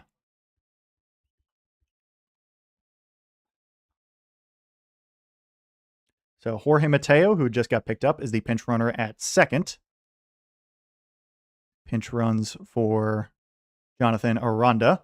Next pitch is a little below zone, and it skips away from Joel Pozo. That's going to advance the runners. My goodness, what is going on? Like, at this point, just walk Caminero, load the bases. Just put him on, put the force out anywhere. Like, that's just, what are we doing, man? Like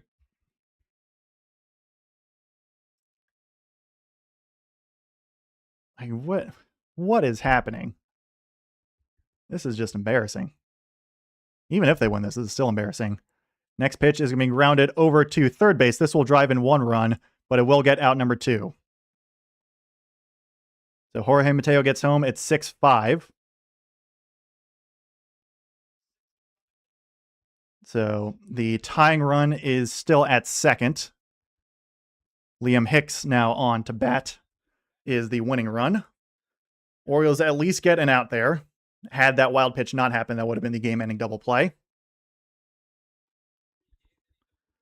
So that is the night for Yennier Cano as well. Very poor performance from Cano, which is not what we've seen a lot this season.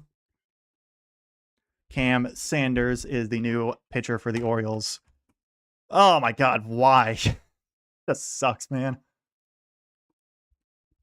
I mean, Sanders has been fine this season, but my goodness, just should not have had to use him at all. That's embarrassing. Just embarrassing.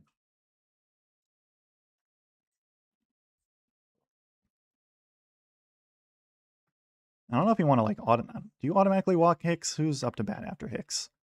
Do you walk Hicks to get to Valade? Because Hicks doesn't matter, and you put the force out pretty much. I might do that, honestly. That's what I might do. So Sanders, righty reliever, four-seamer, slider, changeup, and sinker.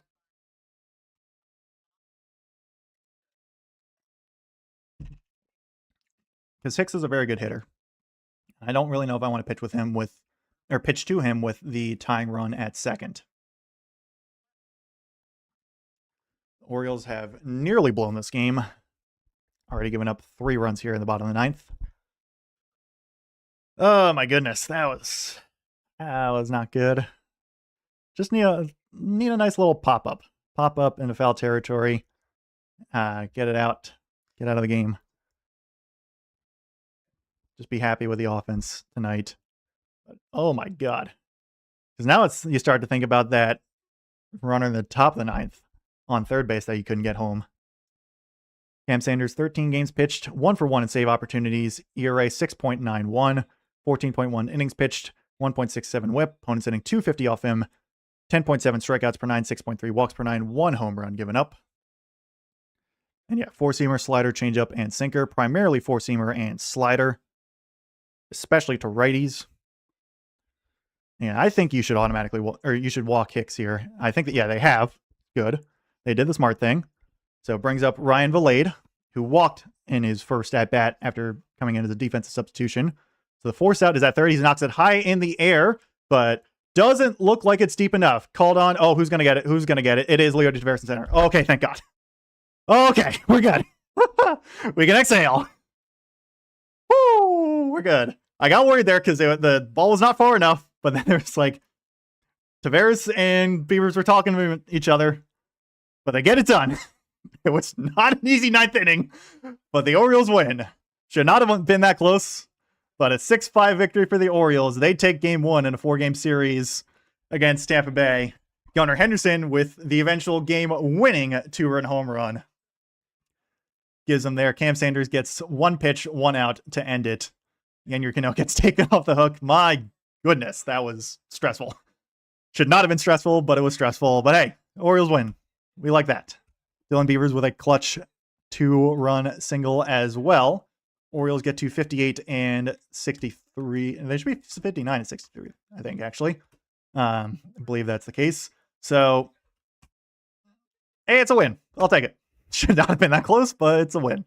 Yeah, that'll do it. I'm going to go... Well, I don't know what I'm going to do. I just want to, not do that. Yeah, Orioles now just a half game back of the last wildcard spot. 4 games under 500. So, that's just how it is. Tigers currently hold the 3rd wildcard spot. Actually tied with the Rangers at the moment, which is just really stupid. Baseball is something. That was... I thought the Orioles were going to lose that, man. I thought they were going to lose it. It looked like it was one of those patented Oriole choke jobs, but they pulled it out in the end. Cam Sanders does what he needs to do. Gunnar Henderson 4 for 4 on the night with a 2-run home run. Woo, that was close. All right. That will do it. Kevin, I don't know if you're still driving home or not. I hope you get home safe. Thanks for listening. Everyone else, as always, thanks for tuning in. Next week will be same teams. Orioles, Rays, I believe, pretty much same time as all those in Camden Yards. Actually going to check to see when the Commanders play next for next week. It's because are they also next Friday? Let me see, because I don't know off the top of my head. What are we doing, ESPN? Why are we going to a completely separate tab? What, ESPN? Can we load, please? Thank you. This is... All right, schedule. They play next Saturday. So yeah, no simulcast next week. Also at 12 p.m. So definitely not going to be streaming that. That is way too late. But yeah, that is it for this one. So Final Fantasy VII next Thursday. Orioles next Friday. Feel free to tune into that again. As always, thank you all very much for watching. Have a good one.